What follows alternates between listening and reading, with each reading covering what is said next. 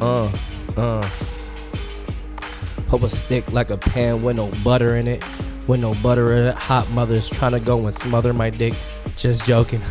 I'm just smoking. I'm not. Guess what? I just left the fucking gym and I'm hot as hell. At the block, it swells. Every time I feel like I just excel. I'm with the gang, YSL. I'm just joking. All niggas, I give them hockey sticks. I give them really hell. I don't even know, but I'm feeling well. Yeah, I'm still spinning. All these bum niggas almost 40, they living off women. They can't even get it, but I'm out here and I'm playing all games like it's Quidditch, nigga. It's the block, yeah, I'm spinning, nigga, like a Rubik's Cube. Nigga, what it do? Pulling up, I see some motherfuckers got Jimmy Choos. Jimmy Neutron, nigga, yo, what it do? Wow, and that's the crew. You already know how we motherfucking do. Cause it's a Too T3rp show. You know how it go. It's me, Donovan C, and we about to go. Oh. Cause y'all already know how it go. It's a Too T3rp podcast. And it's your boy Donovan, aka Mr. You knew what it was when yes I ain't do. That's a fire ass intro, bro. That's a bruh. You know what it was when it's hanged up. You already know, bruh. Hell yeah. Shit, you had it started off. You ain't even let the thing breathe none. You just started going in. I was like, I've been freestyling every day, bro. I've been freestyling every day. I got a chip on my shoulder now. That shit was fire. Hey, hold on. We got to give it up for real, for real. Hold on. Before we even get started, we got to drop a bomb on that one. Yes, sir. Yes, sir. My dog christened it. So y'all already know what time it is. If you couldn't tell by the bars, you already know. We about to get with some stars. Yes, we got sir. Che Sanchez in the building. What's the word?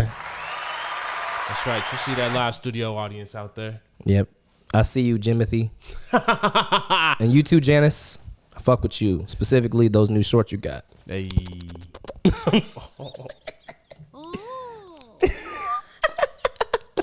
That's a great sound effect. You already know we on point tonight. Let's go. Hell yeah. Yeah. Shout out to the homie MP3. You already know he back at school, so he here virtually. Shout out MP3. You already know. He's still fucking with us. He'll be back in the studio eventually, but right now, like I said, he trying to go off get them grades and shit. We miss you, Pookie. My Discord princess. I'm hollering, yo. Hell yeah. All right, so let's get things started off real quick with the crack-a-lackin', dack-a-lackin'. So, what you want to talk about first? We want to do your origins first? Do we want to get into the music? How you want to get this started? Shoot, I could just give a quick origin. Yeah, let's do that. I fuck with it. So, my name is Che Sanchez. I'm from St. Louis, Missouri. I'm raised and born here. I lived a bunch of other places. I lived in mostly the places I lived other than St. Louis is Costa Rica. Yes. I grew up being an illustrator. Met a lot of good friends in the illustration business, and through it made a lot of communities in DeviantArt.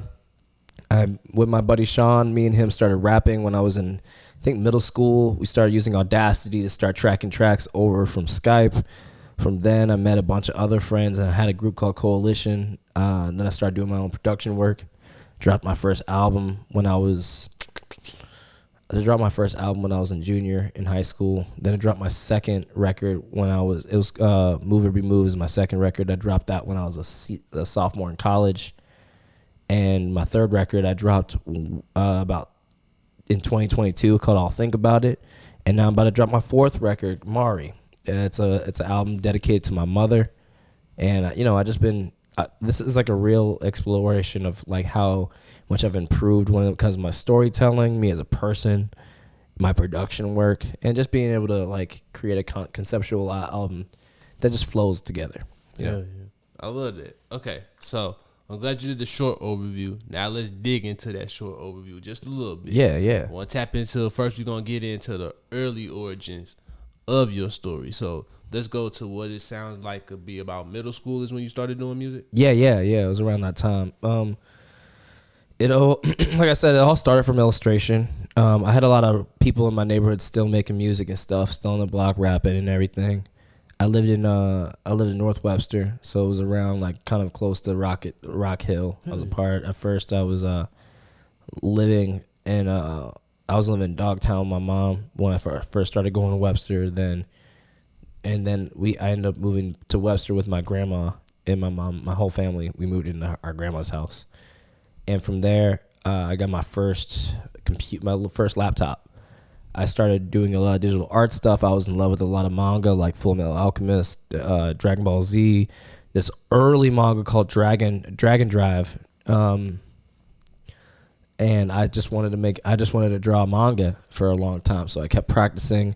I found an artist on DeviantArt called Bleedman that I don't really fuck with him like him that now because he's on some weird shit.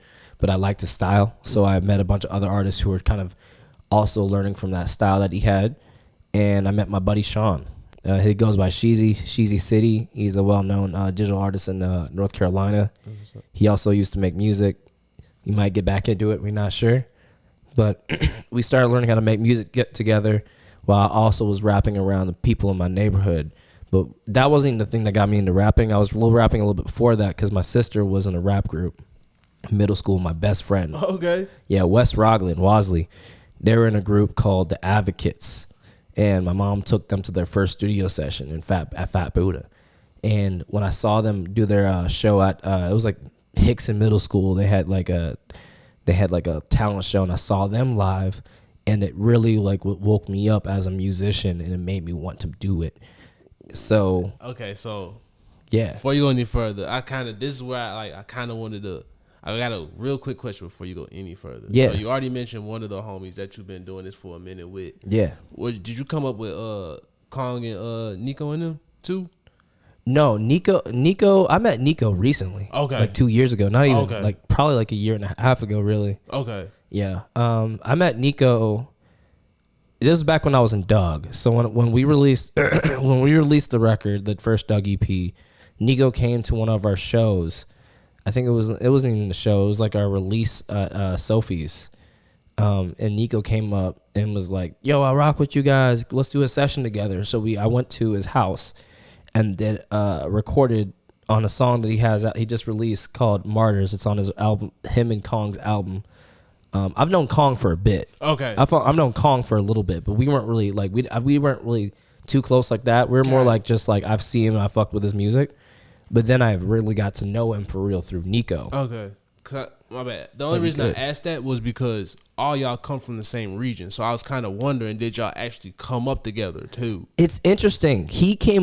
Nico came up with my cousin Sheldon. Got it. And he Sheldon went into foster care when I was like 6. Okay. And I didn't see him for years. And then I saw him randomly when I was a junior in high school picking up some weed. And he was in the back of the car. And he was like, "Hey, do I know you?" And I was like, "Sheldon?" Like literally it was like the craziest thing. And I didn't even know that Nico knew him until like me and Nico, like a year into me and Nico knowing each other. So yeah, Nico was a huge part of like the Kirkwood rock scene at first. He was a guitarist, bassist. He was in a couple bands, and I was in the hip hop scene in Webster. So we were kind of in different scenes, but we somehow didn't meet each other, even though we knew a lot of intersecting people.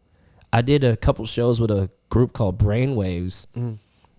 We did a show with Dylan Brady up in the Ready Room. We did some shows at Fubar, and since then it's crazy because I feel like we knew each other in passing, but we never really got to meet each other. So it's crazy that we never met each other before like the last 2 years.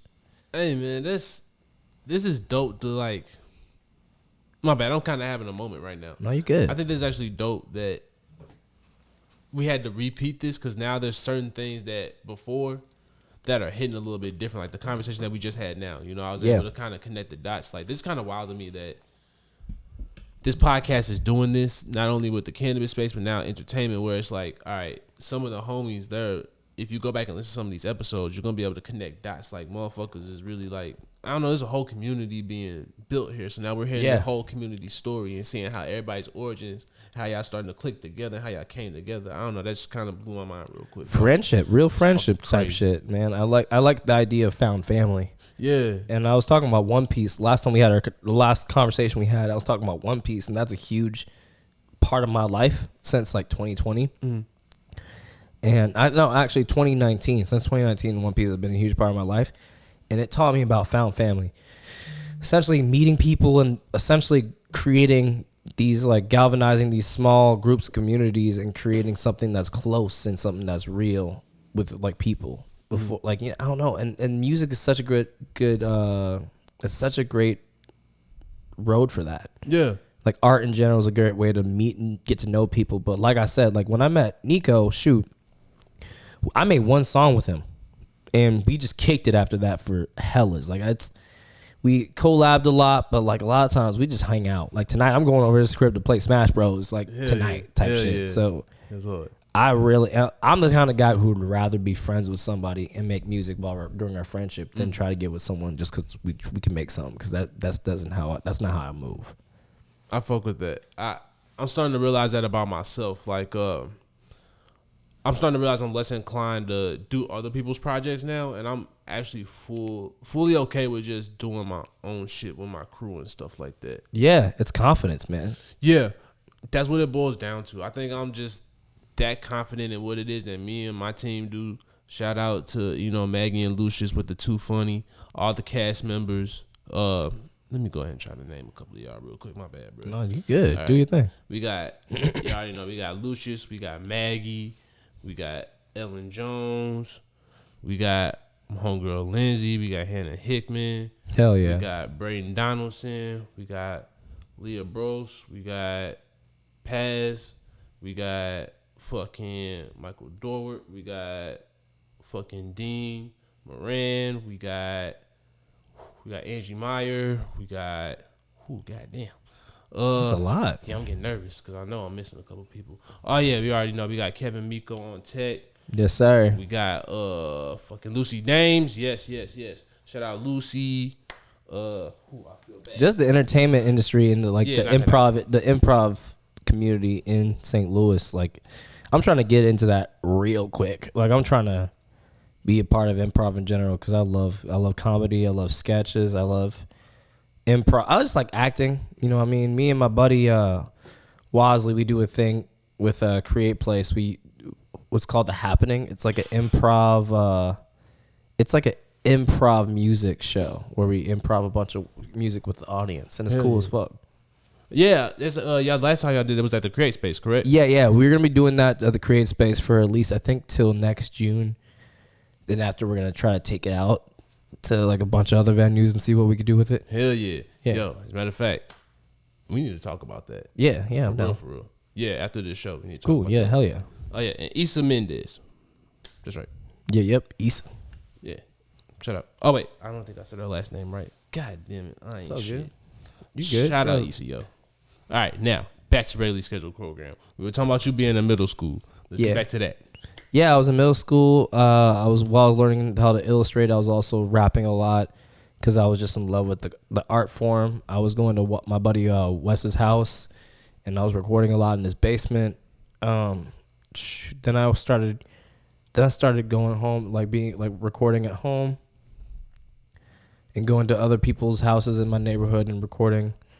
I released like a small 3-track EP on SoundCloud, and it was cool, but over time I started learning that I wanted my own sound, and YouTube Beats weren't cutting it. So throughout all of high school, I was learning how to produce. I was learning how to create my own music from my own laptop and just kind of start just creating shit, just making stuff from FL Studio at first. I had the free download. Shout out FL Studio. I had a free download at first, and I bought it, and then I had it for years.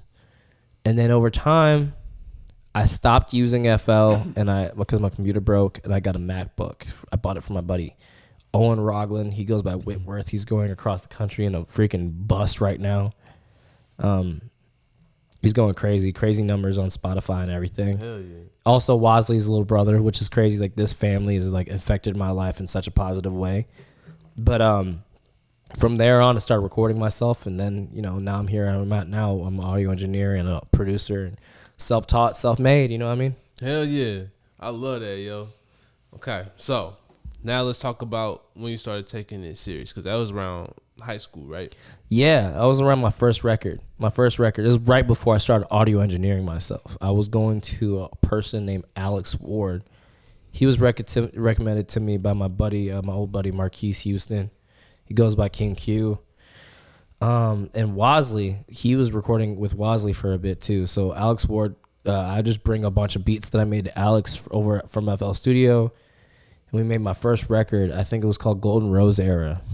And now I kind of look at it like a mixtape because it's only on SoundCloud. You can't find it on anywhere besides YouTube and SoundCloud. It's not on streaming services, which my mom hates that. And a lot of my buddies hate that. My homie Case was talking to me about that the other day. He's like, why is it on streaming services? Like, oh, it's just an old record. You got to dig for it, which is fine. I like the idea of people having to dig for old records.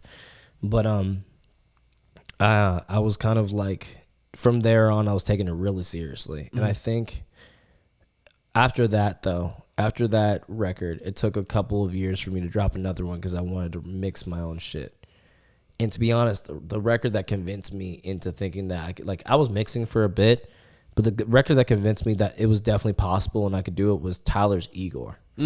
Igor really had me like, oh, so when I heard Earthquake, I was like, okay, so things could be dirty. Things don't have to be like sounding like it's on the radio. And Igor was all over the radio, by the way. It's just like I started realizing that mixing is more of, it's the ear and not the gear. And also like it's just what the song requires. It's not like there's not industry standard for mixing. It's just what should the song have, and what's the focus? Is it the focus the vocals? Is it a guitar based song? Is the vocals the bass or the drums? Like, it's just mixing based upon that helped me understand like to create the aesthetic of a song rather than trying to create a perfect masterpiece. Yep. I think, it's funny that you say that Tyler did that for you with Igor. I feel like I started paying attention to Tyler doing that probably around Wolf. Oh, Wolf is great. Or Cherry Bomb, I want to say. Oh, my God. People hate on Cherry Bomb. That was my shit. That shit's awesome. Dude, my favorite record is Find Your Wings. That's one of my favorite Tyler records. Yes. And it's like, he had Roy Ayers on it. Like, what? Like, people hate on that record, but I'm like, listen to it now, and I thank God that record was made because that paved the way for Flower Boy. Like, if he never made Cherry Bomb, he would have never discovered. I feel like he wouldn't discover himself for real from with music and everything. Yeah, and that wasn't the last time that we. Was that the last time that we got him in? No, that wasn't the last time we got him and Frank. The last time we got him and Frank was on Wolf, wasn't it? No, the last time we got him and Frank was definitely, I think it was on Flower Boy. The last time him and Frank collaborated, because I think Frank was on something on Flower Boy. I remember. I might be tripping. I have to look this up. I think you're right. And he also was like kind of like Frank talked on Call Me If You Get Lost. He was like, I love my life. Got an Ivy Bola way with color green, all different types of shades. I was like, okay, I kind of like how everyone from Our Future doesn't always collaborate though, because it kind of like it creates this feeling of like the cohesion doesn't always need to be there. That's true. Mr. Lonely 911. Oh, you're right. Chirp chirp chirp chirp. That's right. You know what I mean? You're right. Forgot about that. Nah, they said him and Frank don't fuck with each other no more. For real? Yeah. Damn. You know what I mean? People grow apart. Yeah, I get it now. Yeah, I get it.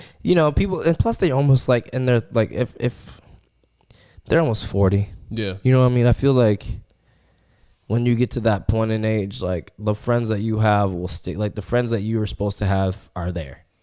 Wow, you just made my head hurt. That is crazy to think. Tyler, the Creator, is almost 40 years old. I think so. Like if I look at it, right. If I'm almost 20, if I'm 27, if I'm almost 30, there's no way Tyler ain't almost 40. God damn. Yeah, I'm 27. Damn, I'm 33. Yeah, then definitely Tyler's almost 40. He was definitely older than us when we were in high school. Oh, yeah. It's crazy to think about though, but if you start looking at his moves, like it makes sense to me. Shoot, to me, it took me a long time to realize Eminem is in his almost 60, I think. Yeah. Like Eminem's old now, which he doesn't look old. I don't know about that one. For real, I just haven't seen a picture of Eminem in a bit, so it might be tweaking. That's an awfully hot coffee pot. Should I touch it? Probably not. Spilling on Donald Trump's face? Probably you should.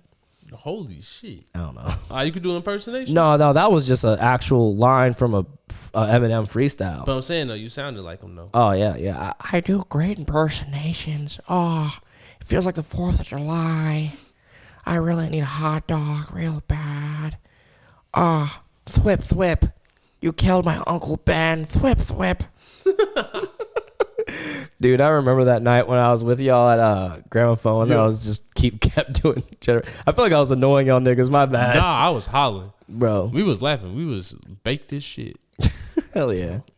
I just did one of them Black and Milds, but I had filled it with weed. Oh, that's tough. Yes, I had everybody fucked up. The wine.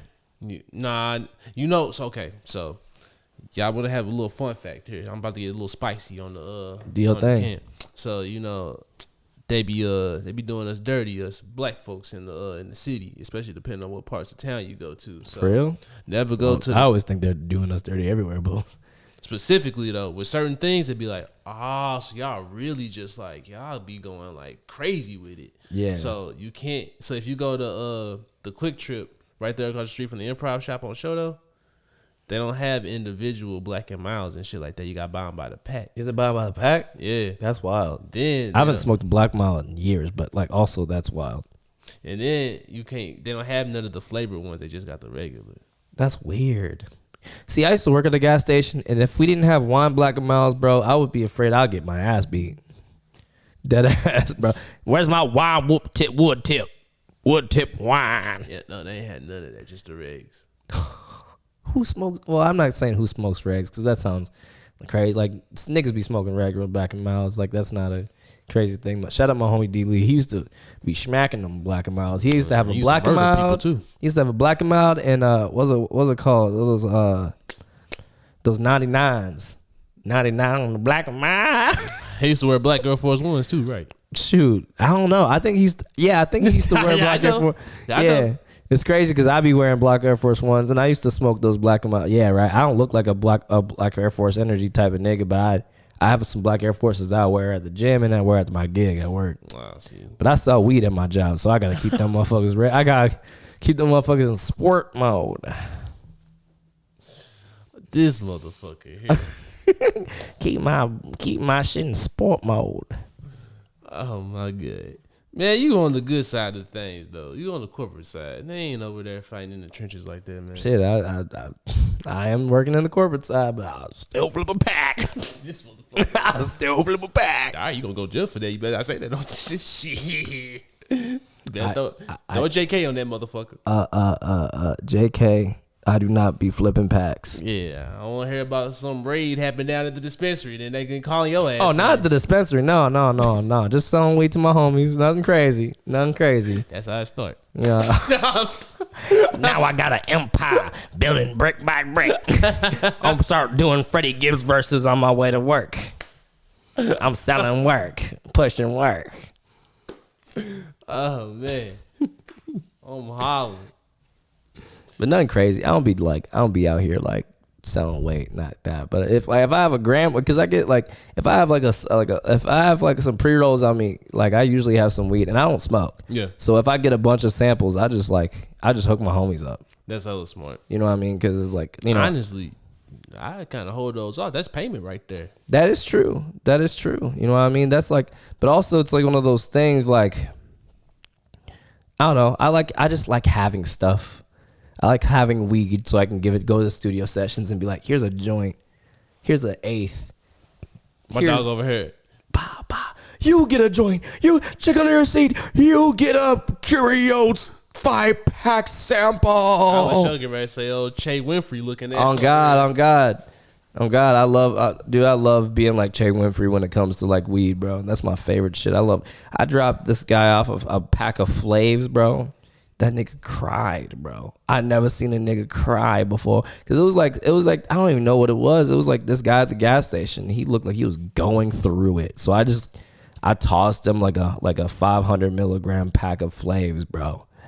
And he was like, bro, you never understand, man. Like, just shit, man. My baby mama ain't fuck with me like that, bro. I swear to God, bro. I was like, oh, my bad, bro. I wasn't trying to get you enough. I was just trying to make you having a good day. You know what I mean?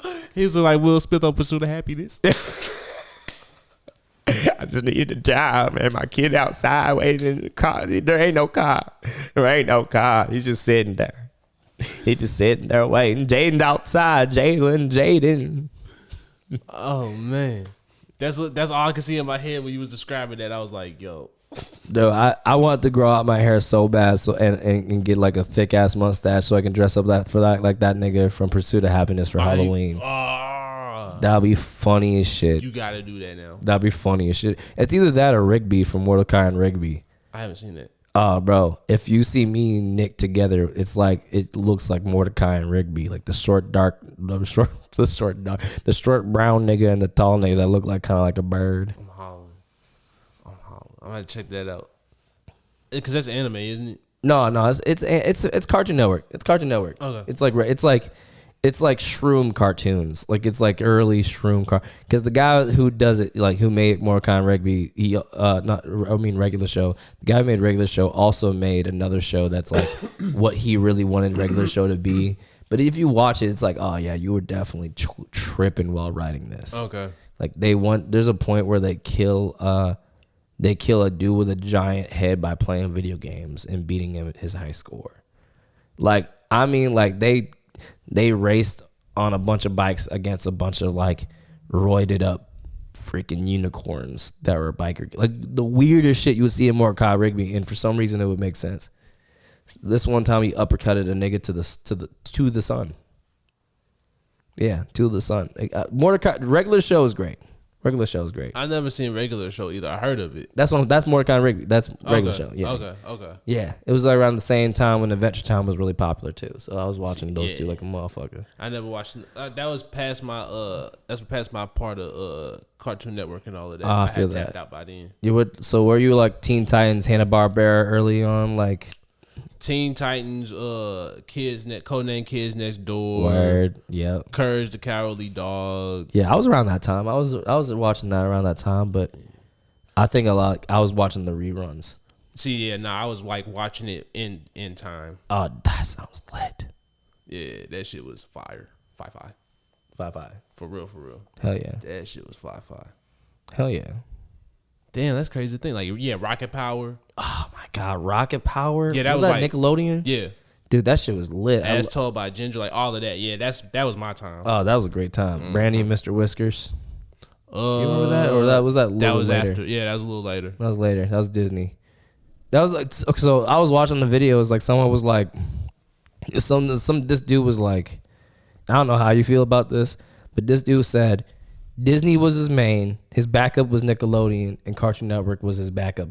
That's crazy to me. Yeah, he wilding the fuck out. He also had this weird ass like this ponytail that was like looked like a mushroom. I don't know. He was just making fun of the other niggas that started with, bro. Cartoon Network is my main, Nickelodeon's my backup, Disney Channel's my fallback. Cause I can't like Disney Channel's cool, but like Cartoon Network was eating at that time. Samurai Jack. Switch Nickelodeon and Cartoon Network with me because fair. I started with Rugrats. Well, that's valid. I feel like Nickelodeon is a valid choice. I feel like you can't pick Disney though first. Hell no. That's like the cheesiest shit. I'm not. Hey, no judgment to anybody that watched Disney Channel more than Cartoon Network or Nickelodeon, but actually judgment. Y'all niggas weird. I say this with a Disney shirt on. Well, that's different. That's Goofy Movie. That's different, bro. I sung that song live at a festival. Oh. Yeah, that was a song. I made a mixture of like a song by Sam Gellatry that's called Serotonin. It had the same key as Eye to Eye. So I was just like, I went from like singing the song to like, I got myself a motion and one I know that you'll understand, and people were like, what? Like, bro, Goofy Movie holds up. Like, I feel like the Disney Channel original movies were the only thing on Disney Channel that I was like I was tuned in on. Yeah, I was locked the fuck in on those originals. So it's funny to think about now, but I remember the premiere of High School Musical. Like that shit was crazy. Yeah. Like niggas were losing their mind. My sisters were losing their minds. Yeah, now niggas Troy Bolton. Yeah, now niggas is Ted Bundy and shit. God, Lord. Evolution. It's insane. Evolution. That's crazy. I don't know if I call it de-evolution. Ted Bundy is a wild. Nah, I feel like that's expanding, bro. You went from like a little heartthrob, little punk ass boy to like a straight killer. Yeah, that's true. That's true. That is very true. You're right, because it's like the acting chops you have to go through the being like. But being a heartthrob ain't hard. Like if you're a good looking high school looking dude, being a heartthrob like it's more of a look than an acting thing. Nah. You for real? Oh, you see it? Okay. There's too many lame ass motherfuckers out here, dog. True. But back in Disney Channel, bro, they picked people like I feel like back in early Disney Channel. If you read those scripts, bro, ugh.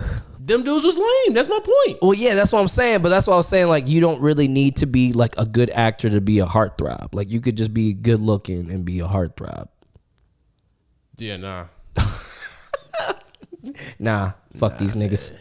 I'm saying though, like you gotta. Hey man, speaking from. Well, this is like back in the day when people liked lame niggas.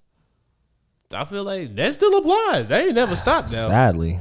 They ain't never stopped. Sadly. So that's what I'm saying. Like, nah, it's a lot of niggas that's out here faking. Like, they act like they cool. Nah, they really lame. They really putting their foot in the yogurt. Yeah. So that's what I'm saying. Nah, some of these niggas, they faking. Like, yeah, they acting for real. They acting like they cool. They acting like they with the shits. And then you find out, oh, nah, they ain't like that at all. I feel like nowadays niggas be trying to act interesting. You know what I mean? Like, they think like they act quirky, but they're really just awkward. Like, I feel like there's a difference between being quirky and just weird, nigga. Like, niggas think being like I don't dislike being weird. I think like being weird as like there's weird haha weird and there's like weird creepy weird. A lot of these niggas be creepy weird and calling it quirky. I'm like, nah. First off, don't ever tell me you quirky. Bro, I hate that. That's so cringy, bro. To me, being quirky, like, bro, just be you. Like, don't say I'm quirky. Like, get out of here, bro. What are you, freaking Deku from My Hero Academia, bro? What's wrong with you? I have never heard nobody refer to themselves as quirky. I sadly have. Too many grown ass adults like I'm quirky. See, this how I know I'm getting old. This that. All right, I'm getting into my unk bag. It's like, y'all youngins don't even understand what quirky means. Back in my day, we used to watch Jake Long before my Jake was even long.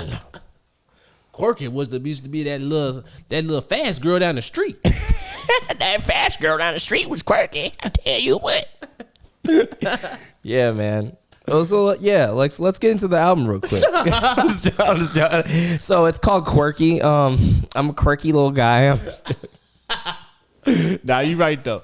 We do need to go ahead and get serious though, for real though. All right, now, not talking about. Wow, actually, I don't know if that's the best transition after that. Cause we got to get into some real stuff. I mean, I guess I don't know. I could just talk. We can keep going goofy style because I'm down for whatever. No, I'm just saying I ain't want to transition because it's like about your family and shit like that. Yeah, go. You know what I'm saying? That's what I'm saying. Like, hey, hold on. But hey. So my family used to watch Disney Channel together and Cartoon Network together. So it's like not really that far. And to be honest, my family are weird. We're all weird as hell, but not like creepy weird, just ha weird. So some of us are weird, creepy. I mean, weird, but you should be able to catch that from the album. So transition now. Now we can transition. Okay, so cool. I feel like, we get safe into it. All right, so yeah, they're not that at all. As a matter of fact, you get a glimpse of really the inner workings of Che and the background of where he comes from through this album, Mari. Mm-hmm. And it even starts off at the beginning with a voicemail. Yeah. It's like a. So the first track is called Hello. Starts off with this weird, like, I don't know, I call it weird, but it's like, this is like, it's like a really like a dusty guitar, like a dusty acoustic guitar, kind of sounds like country or bluegrassy, and then it switches into this hard knocking ass 808 beat where I'm rapping a little bit, but then it switches in again into this voicemail that my mom left me a long time ago when she moved to Mississippi. And she was just talking about how lonely she was. And I think we were both lonely at the time. I was with my girlfriend, but we were both kind of like, we're so used to being a close-knit family and being in the same city. It's still weird, her not living here. It's like the weirdest shit to me. She's been gone for like, I think, damn, it's been 6 years. Wow. Yeah, it's been 5 years. Wow. It's been 5 years since she moved to Mississippi. And she loves it. Don't get me wrong. She loves the weather there. It's cool. One thing she doesn't like is how boring it is up there, but down there, but... I can see that.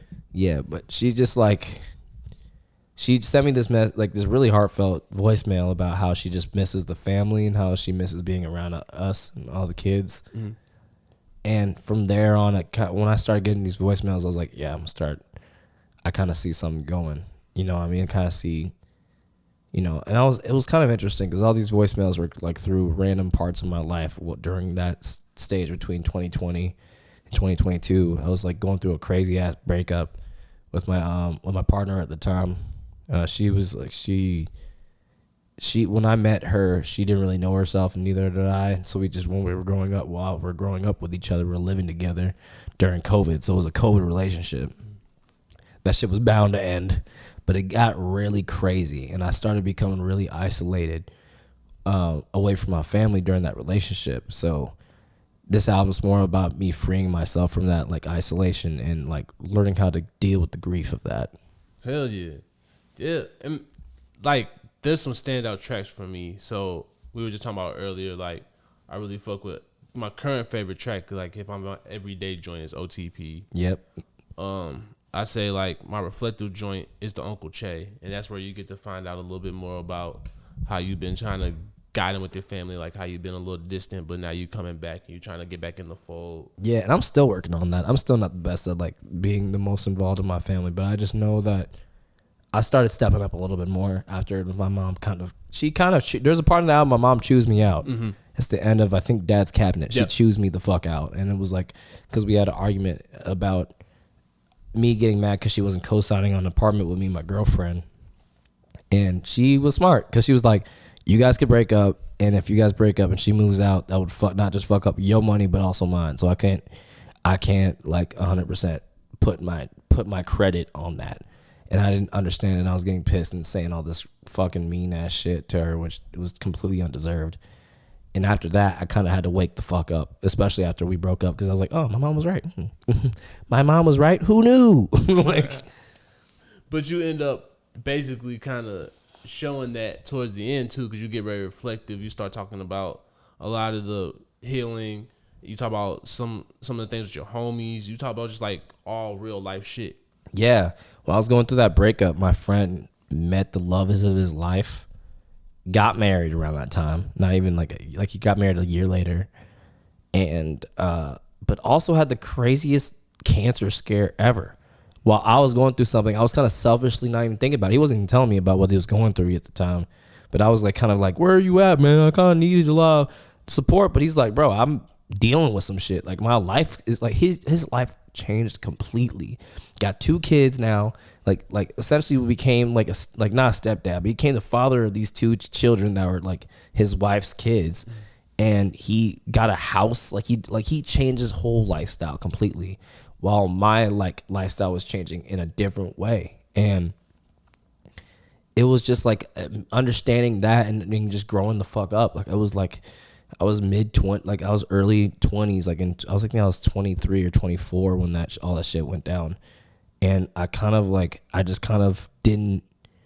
was very selfish at that time. I was very like, you can kind of hear it in that song Oklahoma City. It was just kind of a reflection of like me kind of like going through it, but also you see my best friend's perspective. And it was and his verse, I can't even hear his verse without almost crying or almost choking up, because it's like, it's so real. Mm-hmm. It's so real. And it's kind of like one of those things where I'm happy that we got over that, because it was like a real hurdle in our friendship that we had to get. And it wasn't like a serious argument or anything, but it was more of this thing like, oh, like a wake up call for me. It's like, oh, it's not the Chase show. Like if I'm going through some shit, doesn't mean you're not the only one going through some shit. You have buddies, but doesn't mean they always have to be there for you. Sometimes you have to hold it down for yourself for a bit. Yep. So I had to grow up around that time, and that album helped me really get through it. Hell yeah, man. Yeah. That's fire, bro. So what would you say? Also, I forgot another one. Act My Age. Oh yeah, Act My Age is like, yeah, it follows up after Dad's Cabinet, after my mom chewing me out. That was my favorite when I first heard. So that was the single that I first heard from you. I'm like, hold on, this dude get down like that. And the reason why I found it was because you had put out an ad on Instagram, and I was like, hold on, yeah, this him. I had a small rollout for that record. It was kind of cool. I liked the rollout, and I was doing a lot of illustration for that song in general. And I don't know, it was something about that time period when I was making that record that felt so natural and felt so good. Producing was cool because every time because I didn't really grow up listening to like of course, like I'm hip on Biggie and I'm hip on like Juicy Fruit, the song Juicy Fruit. But I didn't really listen to that song like that. So but every time I played it, they'd be like, damn, the drums remind me of Juicy Fruit. And I was like, oh, hell yeah. It's kind of cool how I can connect the two without, because I didn't sample it. I just kind of made those drums because I wanted. And I kind of like how it kind of has this moment where it could reflect and kind of be viewed as a different, viewed through a different lens too. Because the older heads listen to it and they be like, damn, this is like a throwback. Mm-hmm. You know what I mean? And the other people will be listening to it like, damn, this is a cool ass R&B joint. It's a weird pop R&B joint. I don't even know how to describe it.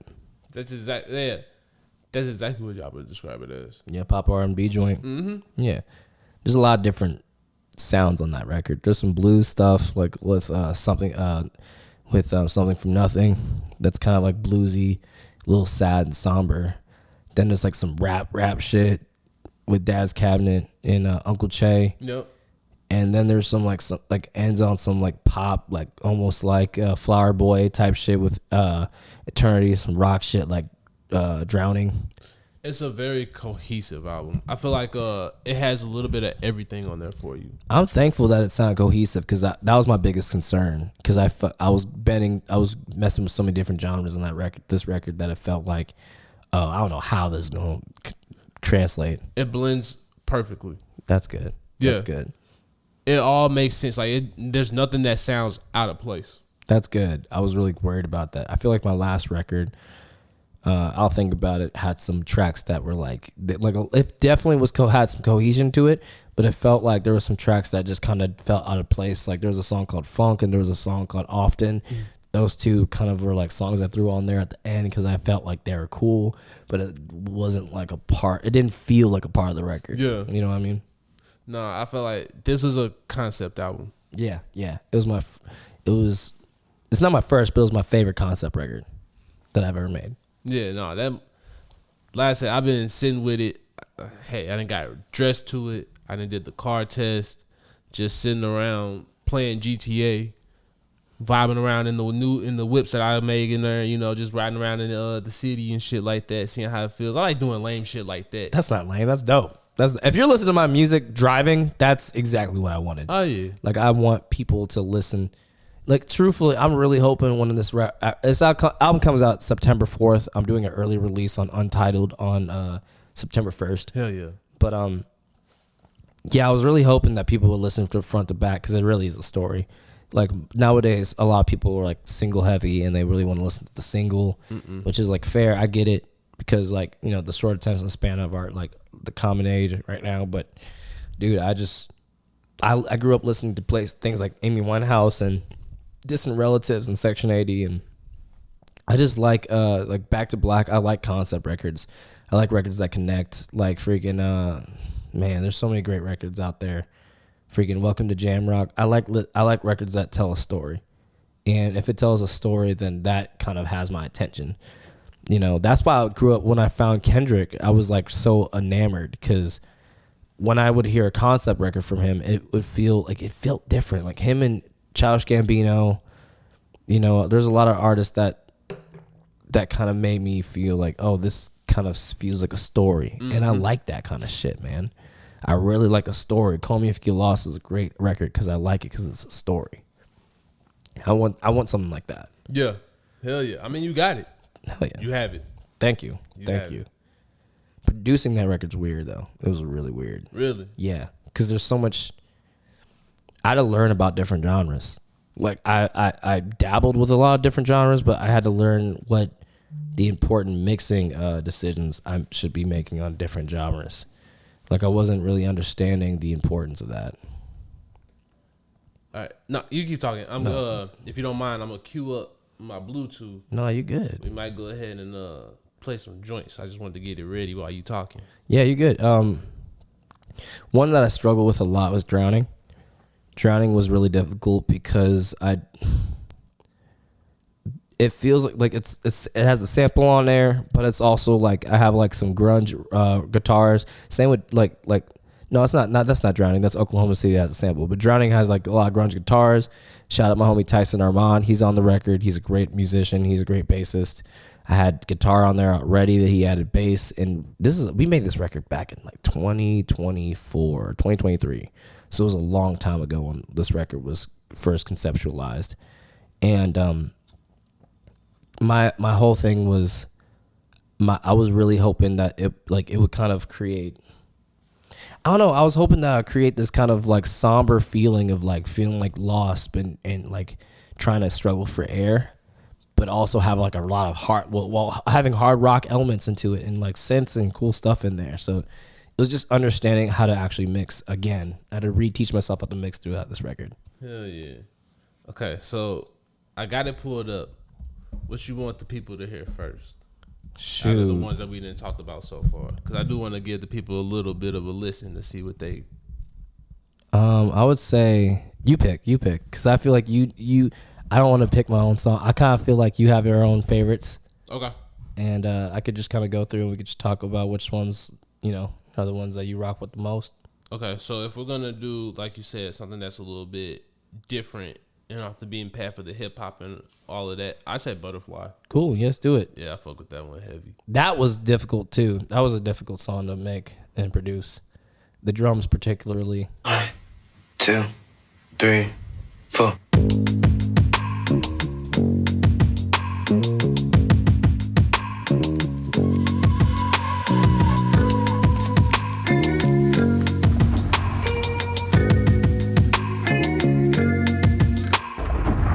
Butterfly, free soul on your own and your goggles, tryna fly. You wonder why I will always hold things down. You arrived, been around way before the dotted lines and the picket signs. Butterfly, when you go, spend about 4 hours going phones. I can be alone.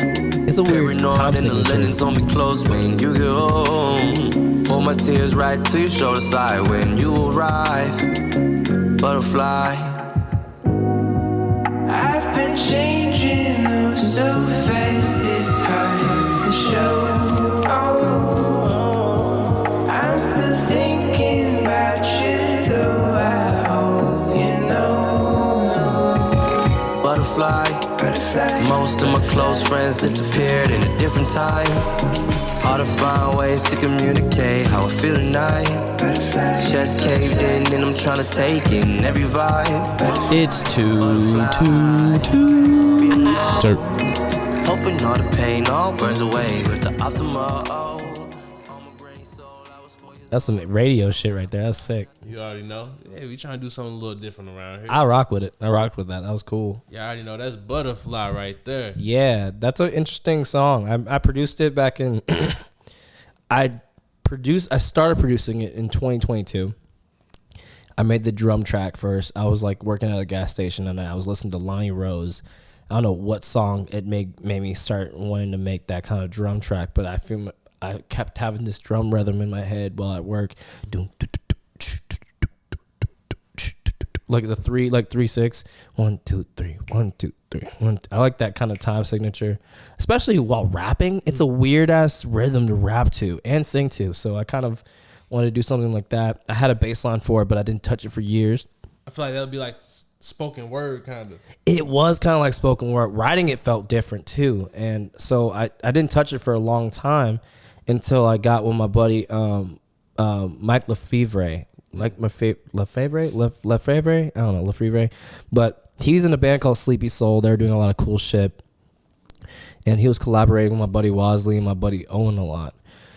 So one day I was like, yo, can I get some help with can I get your help producing this track? So I went over there. He laid guitar over the bass I had and over and he had some synths and some, to be honest, if you, the elements are sparse. There's not a lot of stuff. It's just a couple layers. It's drums, bass, guitar, some keys, and vocals. That's it. No like crazy synths. It's not a bunch of different stuff. It's really like very all the energies in the drums. So a lot of the focus I put in was those drums because those drums were like programmed in such a weird way, and it took such a long time to make those drums. So yeah, it was. I thanks to him because I wouldn't have been able to complete it if it wasn't for him. And he's also the one singing. Hell yeah, that's hard. Yeah, shout out Sleepy Soul. Shout out Mike. Hell yeah. All right, we're gonna pull up another one real quick. We've been talking about it. We're gonna pull up Uncle Che. Cool. Yeah, let's check out Uncle Che real quick. Do. So we're gonna reflect the vibe real quick. Oh, come on now. I think it's still muted. Oh. It still ain't doing the right one. Trip. Hold on. There we go. There we go. Uncle Che. It's 2 2 2. Turk. Uncle Che, hey. Uncle Che, ho. Uncle Che. What do you want to say to Uncle Che? Give him a song, baby. Hey, yo. Uncle Che, we love you, yo. L-A-Hey. L-O-L. Shout out Lily. L-O-O. K-O-O. Che, I love you. You're my uncle. Uncle Che, I love you like... Oh. Hey. Uncle Che. Hey. Yeah.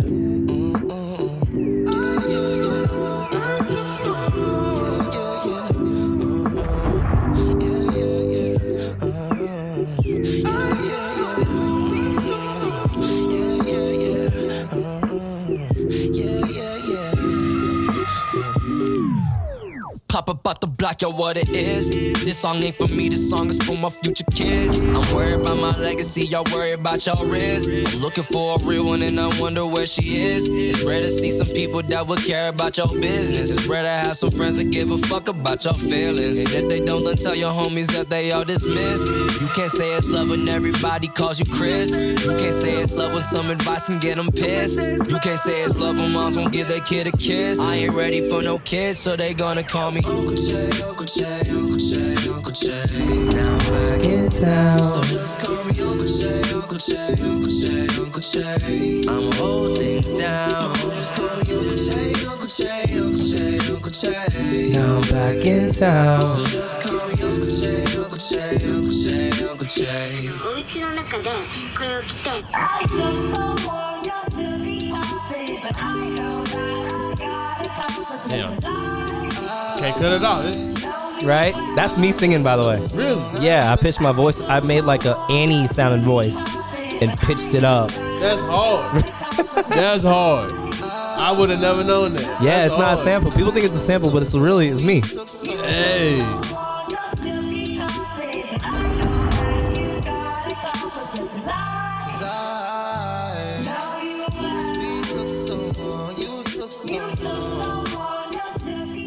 Okay. Oh, what's only 10 seconds left? Hold on. I like the ending too. どうすればいいか Hey, man. If y'all can't see this man a problem. Yeah, I like that sample at the end. I was sampling that little no creatore Che. Like I was sampling Puffy Yami Yumi. Okay. For like, I'm not sure if you remember them. There was an old cartoon on Cartoon Network, but they're also a Japanese band. They did the Teen Titans intro. Okay. Yeah, no, Titn, like, you know.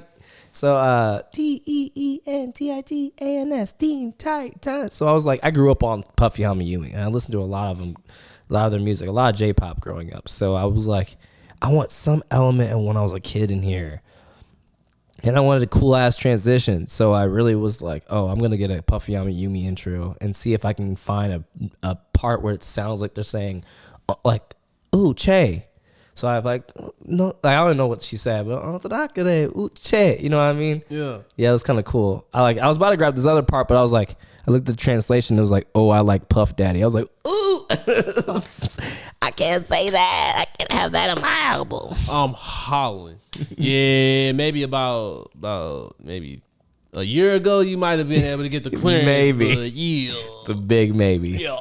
Yeah, I like that song a lot. It's also like that intro. It wasn't supposed to be a song at first. Really? It was I had a whole. So I haven't told you about this. There was a whole other album for Mari. Mari had like 6 other tracks that did what were supposed to be on there that didn't make it, and the tracks that are on here, 6 of them that are on here wasn't on there. OPT wasn't supposed to be on there. Really? Something from Nothing wasn't supposed to be on there. Neither was Uncle Che. Neither was Eternity. Like 5 of those tracks were not even supposed to be on the record. There's 5 other tracks, and I ended up picking, getting rid of the other tracks and adding those new ones because I felt like it made more sense. And my life was just changing at the time, so my style was changing. But Lily, Wes's daughter Lily, sent me a voicemail with Wes of her rapping. Mm-hmm. It was a random thing, and I was like, "Damn, she kind of going crazy." I'm gonna actually do something like that. So I was like, I'm gonna make this a song. You know what I mean? And I just kind of made it a song, and I was like, damn, this is actually kind of sick. Like this kind of, it just ended up fitting with the record naturally. So I ended up adding it to the record, and I showed my best friend that. He was like, bro, thank you so much, because now my daughter's on the record. You know what I mean? And it's family. It's a family song, and you know what I mean? At the song before, on the part before, it says, hey Siri, play Uncle Che. Like that's my nephew says that in the song before, so it was kind of like, it was a cool full circle moment for me. That's dope. And I really liked that. That's hard. That's dope. See, like, I'm glad we did it this way. See, this is why this needed to happen again. Yeah, I liked it that way. It's kind of cool. I like it that we're doing it this way too. It's kind of sick. This is kind of my first time doing like an album review, kind of. Oh, I'm happy to be the first. This is hard, bro. This might have to start being a regular thing. Yeah, dude, I'd love to see more album review podcasts because I feel like there's a lot of hip hop podcasts just talking about hip hop, but they don't listen to music, or they don't actually do breakdowns and analyzation of it. And I kind of miss that part of, like, I don't know, hip hop journalism, like not even just hip hop, like music journalism, real music journalism, not like seeing what artists are doing on their personal lives, but actually what the records are saying and what the records are doing. Yeah, you know what I mean? I think that's really cool. I like anime journalism. I like hip hop journalism. Hell yeah, you already know. Shit, I'm trying to be weed, hip hop. I want to be culture. Yeah, like pop culture, just culture in general. Yeah, just culture in general, bro. Like, you know what I'm saying? Like, all the stuff that we do, like, we probably gonna be at Paint Lewis this weekend. I just talked to the homie so. Yeah. So, yeah, Too T3rpd to be covering. You already know. We about to get some stuff together for that. This will be our 3rd year doing that. Sick. Oh, yeah, you know. Hey, we about to start doing some shit together. Shout out to the show on September 6th. Shout out. Yeah, I'll be a part of that with my homie Brandon. You already know. We're gonna be belting our boys for that show, but we're officially known as the Normandy Boys because we both from Normandy. So y'all already know we gotta represent for the hometown. Heck yeah. That's right. The hottest freestyle improv group is St. Louis. Y'all already know. That's sick. Yeah. So it's gonna be fun, yo. I'm excited. Hell yeah. Bel-Air boys or Normandy boys. Shout out to the folks in Normandy. You already know. Right now. But shit, shout out to Big Cheese because that's who's hosting this. You already know Nicky Knight and Kong. Shout out Big Cheese for real. Like, dude, they changed my life in the last 3 years. Like, just not 2 years. Like, spending time with those dudes kind of like, one, it changed my mindset when it comes to music. Mm-hmm. To like, their rollout is insane. Their work ethic. Their work ethic is like, I wish I could do something. Like, dude, these dudes work night and day we're working night and day on that record to make it perfect. And not even just the record, it was like CDs, t-shirts, merch, like doing illustrations for it. Like, they even did stickers. Like, sadly wasn't able to make it to that one show. I was supposed to perform. I got really sick. But they made a sticker of all the featured artists. Really? Yeah, man. They made stickers. I've never seen something like that. That's hard. It's so cool. And they did it at Up Late, and Up Late's such a St. Louis. It's such a St. Louis staple. Yeah.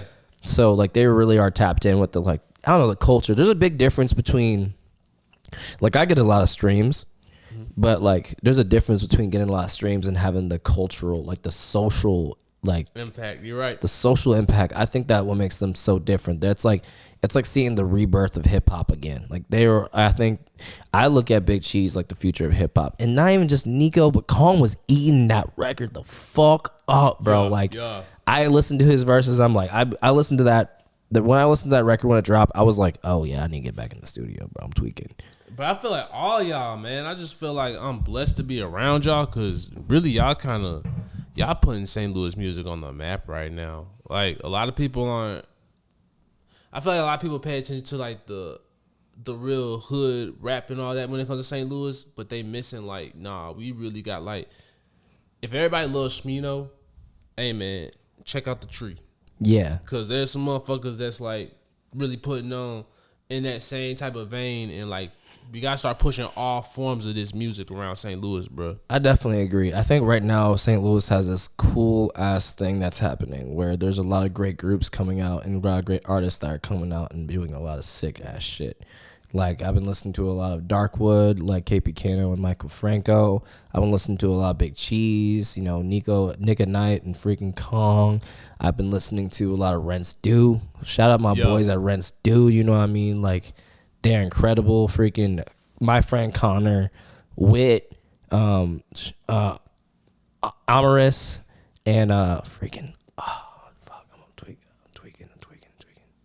Dez. You know, there's a couple other people, and I think there's a couple other folks in Rents Due too. But just great artists in general. And they're just streaming all the time too on Twitch, and it's kind of funny. I'm hopping in those streams and just goofing off with those dudes. There's a lot of cool shit happening. Like Oso right now is dropping a lot of cool records along with like freaking E-Man. You know, I just rock with cool music. Like it's not about what because I feel like right now we're in a pivoting state right now with music in hip hop in St. Louis where no one really gives a fuck what you doing or like what connection to the industry right now. Because in my opinion, I think the industry is like the mainstream industry is dying. I think it's more about the cultural impact and the social impact that you're having. Because dude, there's a big thing when it comes to like the social economy where you're kind of like, how much are you benefiting the community rather than how much are you like, how many prizes you get and all this shit, how many accolades you get from big name artists. Like that shit's cool, but at the end of the day, if you're not helping the community, that's just corny to me. That's a fact. You know what I mean? If you're not galvanizing community, like there are people who aren't in music but that are in film that like are inspiring the fuck out of me, like Cammy and like Cammy Thomas has been like, yo, shout out. I've been wanting to get her on the pod.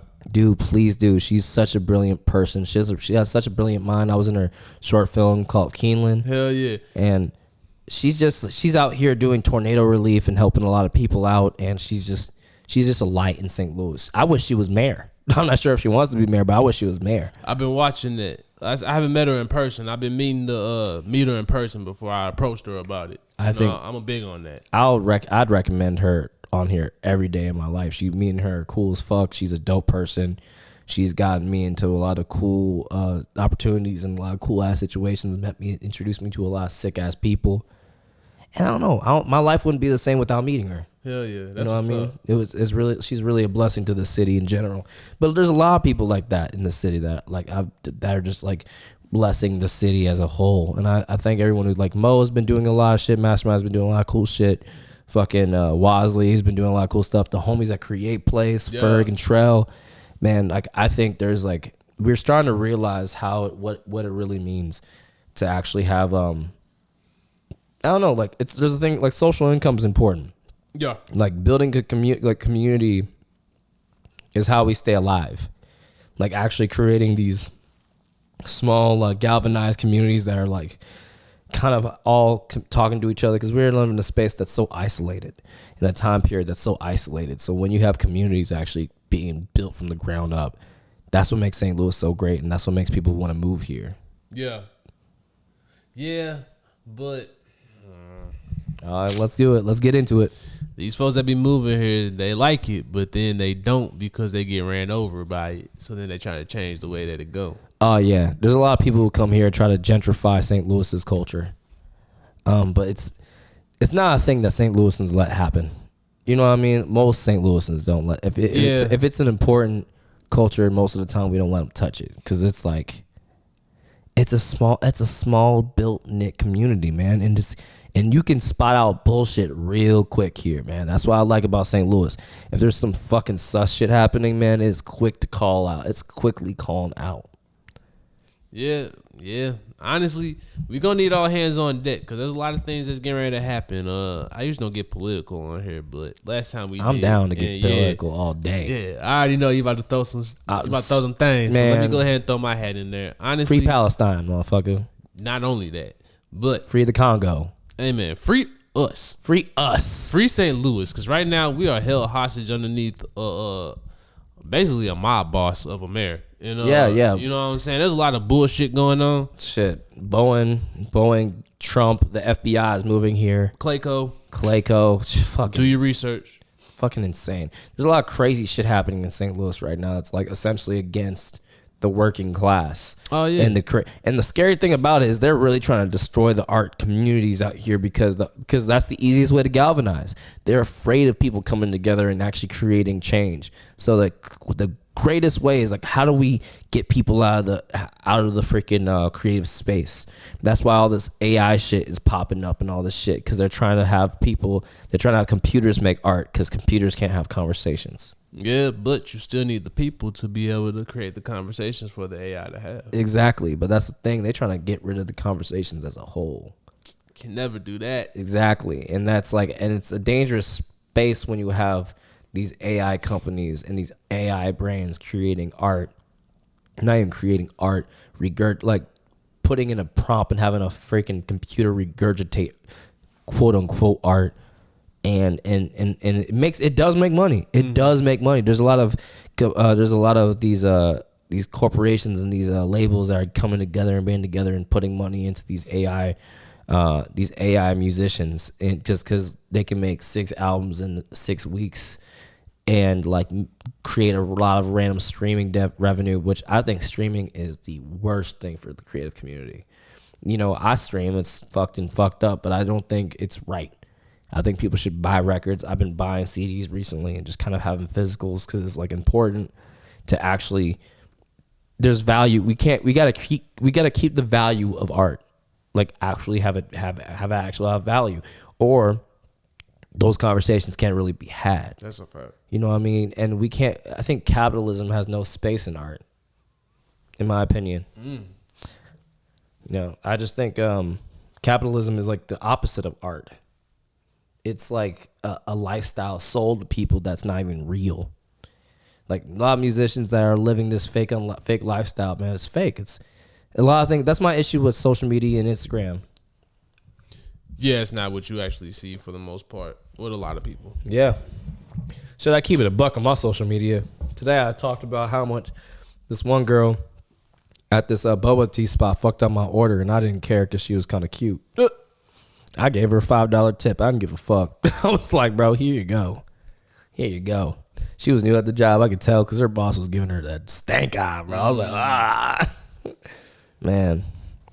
Shout out her, though. Nah, hey, man, sometimes that might have helped her out right there. Hopefully, that might have gave her the motivation to keep it going. Yeah, man. Hopefully it gave her motivation to realize she deserves more. She deserves better. I think we all deserve better in general. Yeah. Yeah. For the most part, we do. You just gotta strive every day to get it, though. Yeah. You can't be complacent. I think it's very easy to let other people kind of create your dreams for you. Yeah. But it's like you have to ask and question: are those really your dreams? You know what I mean? Or if it's someone else's idea. I had to separate myself from a lot of people because I started realizing that the reason I made music was not the same reason that they make music. You know what I mean? Like, I don't want to be famous. Yeah. I have no desire to be famous. I just want to have a healthy living and a normal career and doing whatever. It doesn't have to be music. I kind of don't look at that as like a healthy thing. I just like making music because I have to. Like, I have to make music because it makes me happy. Not even just music. I like to create. It could be film. It could be illustration. It could be music. It could be me skateboarding. You know what I mean? But I have to do something to feel happy. My passions don't have to be commodified. And if they do get commodified, if I get a fan base that's willing to pay for an album, that's great. I'm happy about that. I'm not going to complain about it. But I know that's not the goal. Like the goal is to just make music and get better at music. And when people make those decisions, they end up becoming. The money's gonna come. The money's gonna come, and not even just the money, just the happiness is gonna come and the fulfillment. Because my biggest thing is fulfillment in this life, rather than making a lot of money. Yeah. To me, like, that's already got to come before you even think about the money. Like, you got to be happy just within it, because the things that it's going to take, the sacrifice and the hard decisions that you have to make, it has to come out of love. Yeah, I definitely agree. I think it's so easy to be famous and unfulfilled, or rich and unfulfilled. There are billionaires and millionaires killing themselves. You know what I mean? So it makes you wonder how much value is in money. And if money's destroying our world like this, then maybe that's not the important thing. And people say money ain't shit, and it really isn't. It's just, my question is, would fame be a thing if everybody was living healthy and happy lives? If we were getting our needs met? Yeah. Would fame really matter? I think, yeah, because there's still people who, that's their existence. Yeah, and the only reason why people want fame or look at value fame is just because the idea of opulence. Like, it's not. Sometimes it's power. Yeah, and power is just like, but that's the thing. People want power, but really, I feel people who desire power have never gotten the thing that actually fills them. Like, they've never been fulfilled. Power is like a placeholder for happiness. And this is just my opinion. I think power is a placeholder for happiness, and I feel like if people were actually fulfilled, they wouldn't crave it. You know what I mean? Power comes from comes from trauma. Like, lust for power comes from trauma and a need to control what you were not able to control before. Like some kind of thing. And I don't know what these motherfucking powerful ass people are been through. I don't care really personally, but I just know that if people were fulfilled, would they desire fame, or would they desire to follow famous people? They are like, they're really just looking at what they got. That's a great question. That's just my view on fame. It's not like, it doesn't have to be true for everyone. That's how I view it. I fuck with that. For me personally, I'm just a natural cool person, so I don't even try to do that stuff. For the most part, I try to be like kind of in the background of a lot of stuff. That's why I do this at my crib. Yeah, that's you know real. what I'm saying? Like, same. I like kind of just having my own environments, more so just because, like, I don't really like being around a whole lot of people like that. That is true. I had to keep my circle small, and then really the people, like, so for me, I like to have control of things because it's more so like, I don't like to extend myself to everybody.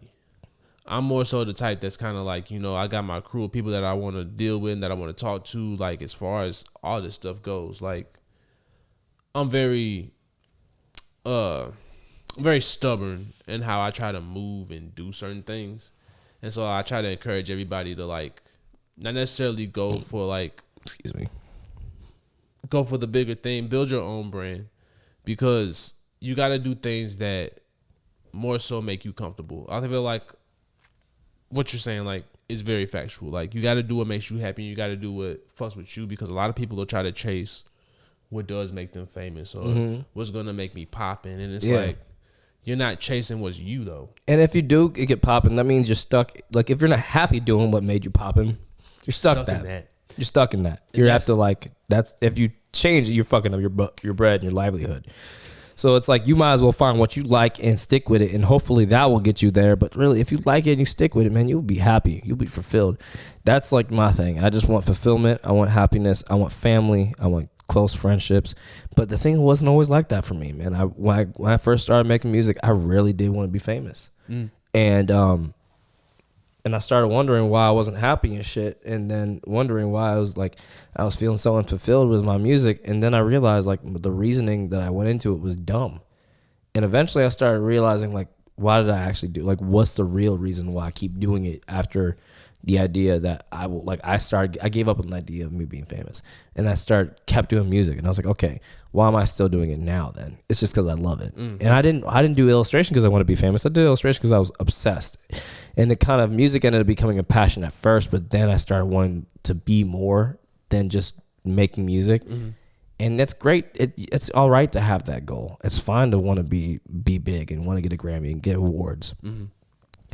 But really, if it doesn't start from you enjoying it, then you're not going to be that happy. And truthfully, if you're in it for money, there's a lot of other ways to make money. There's a lot of better ways to make money than music. If you're trying to make money through music, you're going to be a very unhappy person.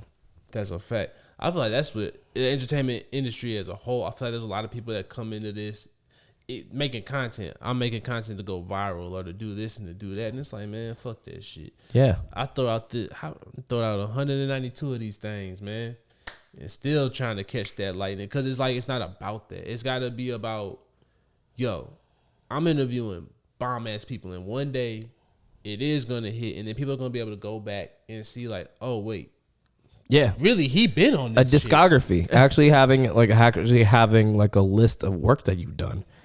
Like, I like to have the idea that when I get old, I'll have a body of work that people look back at and be like, wow, you know?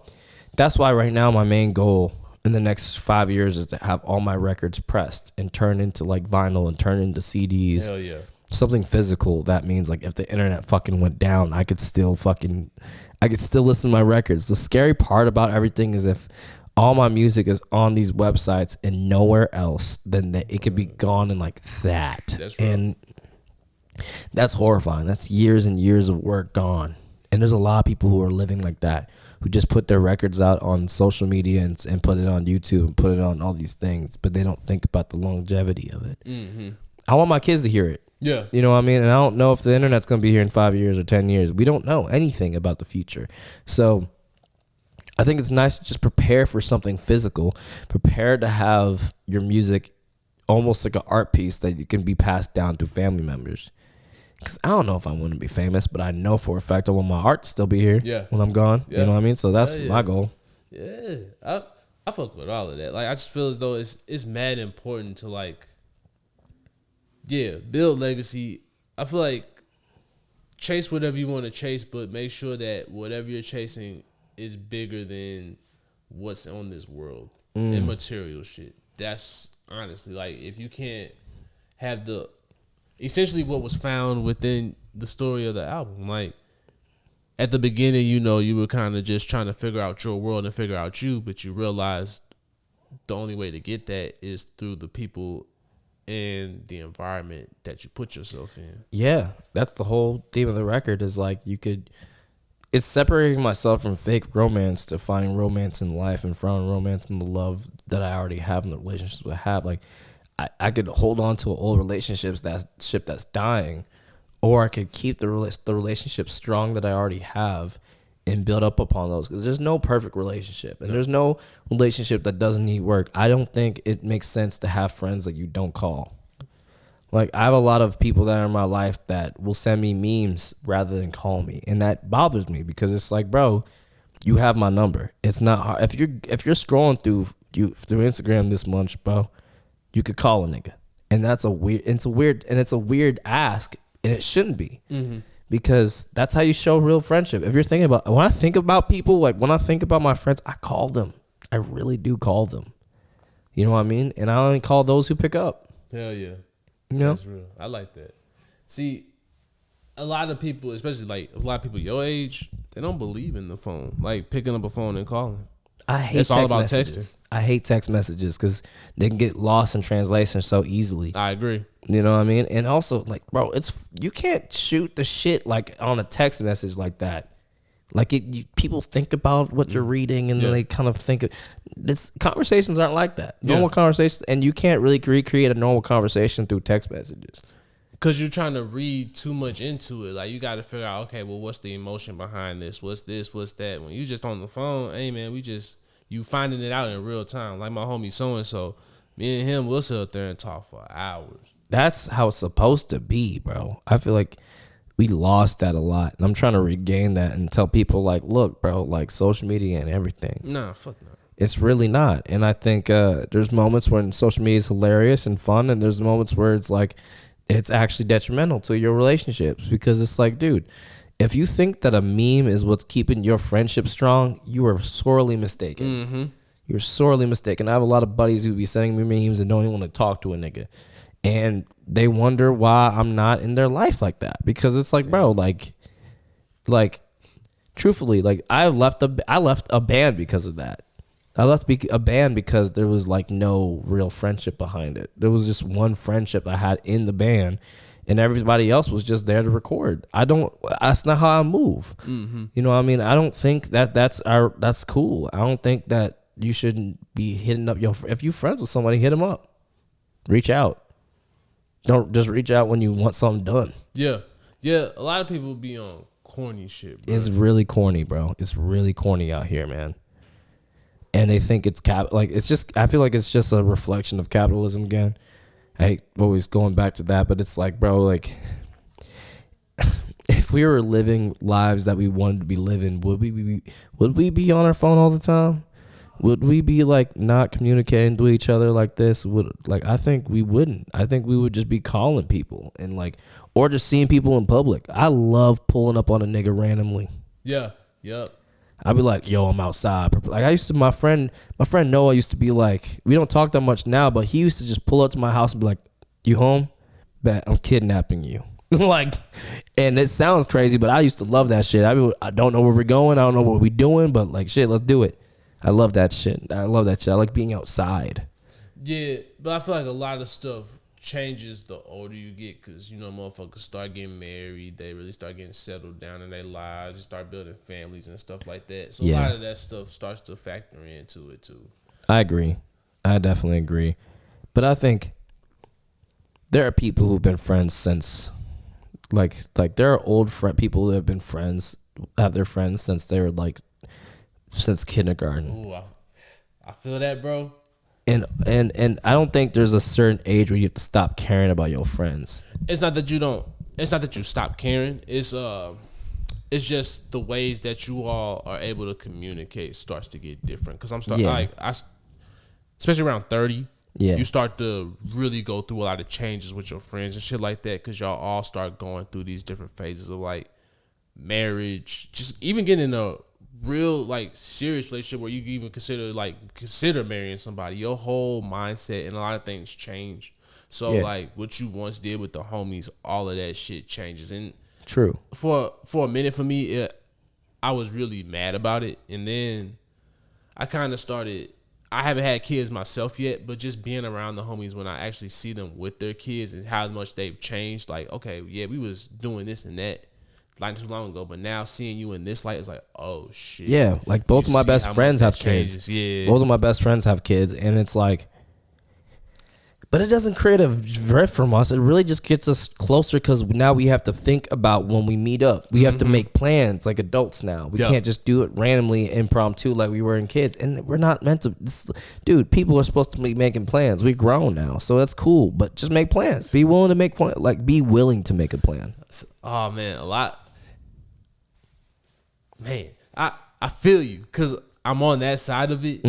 But I also, because I have started to I started to see the homies. I'm like, all right, I kind of see where y'all coming from now, too. Oh yeah, I see where they're coming from. It starts to be like, they don't need to be in your life all the time. It ain't even that. It's just more so how they would like to, but you start to realize all right, man. So my homie, he kind of described it to me not too long ago. Shout out to the homie Logan. Like he was saying, hey, I love coming out and doing the comedy thing with y'all, but then on the other end of that, I got this finite time with my kids at this age where they actually value me being around, where they actually value me tucking them into bed and things like that. And that's around about 7 o'clock, 8 o'clock. That's when the homies really ready to get together. But it's I'm not gonna be able to get this time back with my kid where they literally breathe off of me putting them to bed. You know what I'm saying? That's facts. I also am an advocate of going to your homie's house if they have kids and bringing a bottle of wine or some food. It doesn't need to be us going out all the time. I could be going. Well, you could have the kid, my buddy Nico, bro. I go to his house when his kid after he puts his kid to sleep. We play video games after he puts his kid to sleep, and that's how a lot of my parents and their friends, like, they all had kids growing up. Like, my mom had kids when she was 20, so she missed all the fun shit in their early 20s. But her friends would still come over once in a while and, you know, like, kick it with us, and that we got to know they're her friends, and now they like aunties and uncles to us. So it's like, that's how, like, if you really care about your friend, you'll be a part of their family. Like, I consider Lily and Sage my nieces. Yeah. Because, like, Wes is like, what I don't like calling Wes my brother, because it's like, I don't like calling my friends my brothers. That's kind of like, I try to not create family. Like, I don't know, like, I believe in found family, but I don't like the family title, because it creates like almost like, you need to do this because you're my brother. It creates like a weird thing a lot of times of, like, I don't know how to, like expectations. Yeah, you're right. But I think I'm considered a part of their family, because their damn kids know me. Yeah, they call me Uncle Che, so it's like my job to uphold that and be around at least once in a while and see what's up. They like Pokemon. My niece Sage sent me a Pokemon card through the mail, nigga. A Rayquaza Pokemon card, and they both love Pokemon. So I was like, oh, dude, this is cool. Like, being a part of your friend's family is like, and I'm a bachelor. I'm single. I don't have no kids, and that makes me feel good, because it makes me feel like I'm a part of something. Yeah, everybody wants to be a part of something. There's always that uncle always that bachelor uncle, and that's cool. I still desire to want to have children one day and have a wife one day, but, like, it's not there for me, and that's cool. That means I could be there for people who do. Sometimes you need to be there for the nieces and nephews that need a babysitter. Yeah, you know what I mean. And that's kind of a cool thing where I can feel that space. I can feel that space sometimes, and that's kind of sick. Hell yeah, I fuck with that. Yeah, I didn't definitely. I ain't gonna lie. I be pretty busy with my work now, so I don't get to see the homies and the kids and all that as much as I used to. And different lifestyles, you know, different shit. You know, for sure. Yeah, but, like, I try to. Every now and then, you know, I try to pull up on the homies and all that. But for the most part, like, I'm starting to realize now, like, the bigger things that I can do is kind of, like,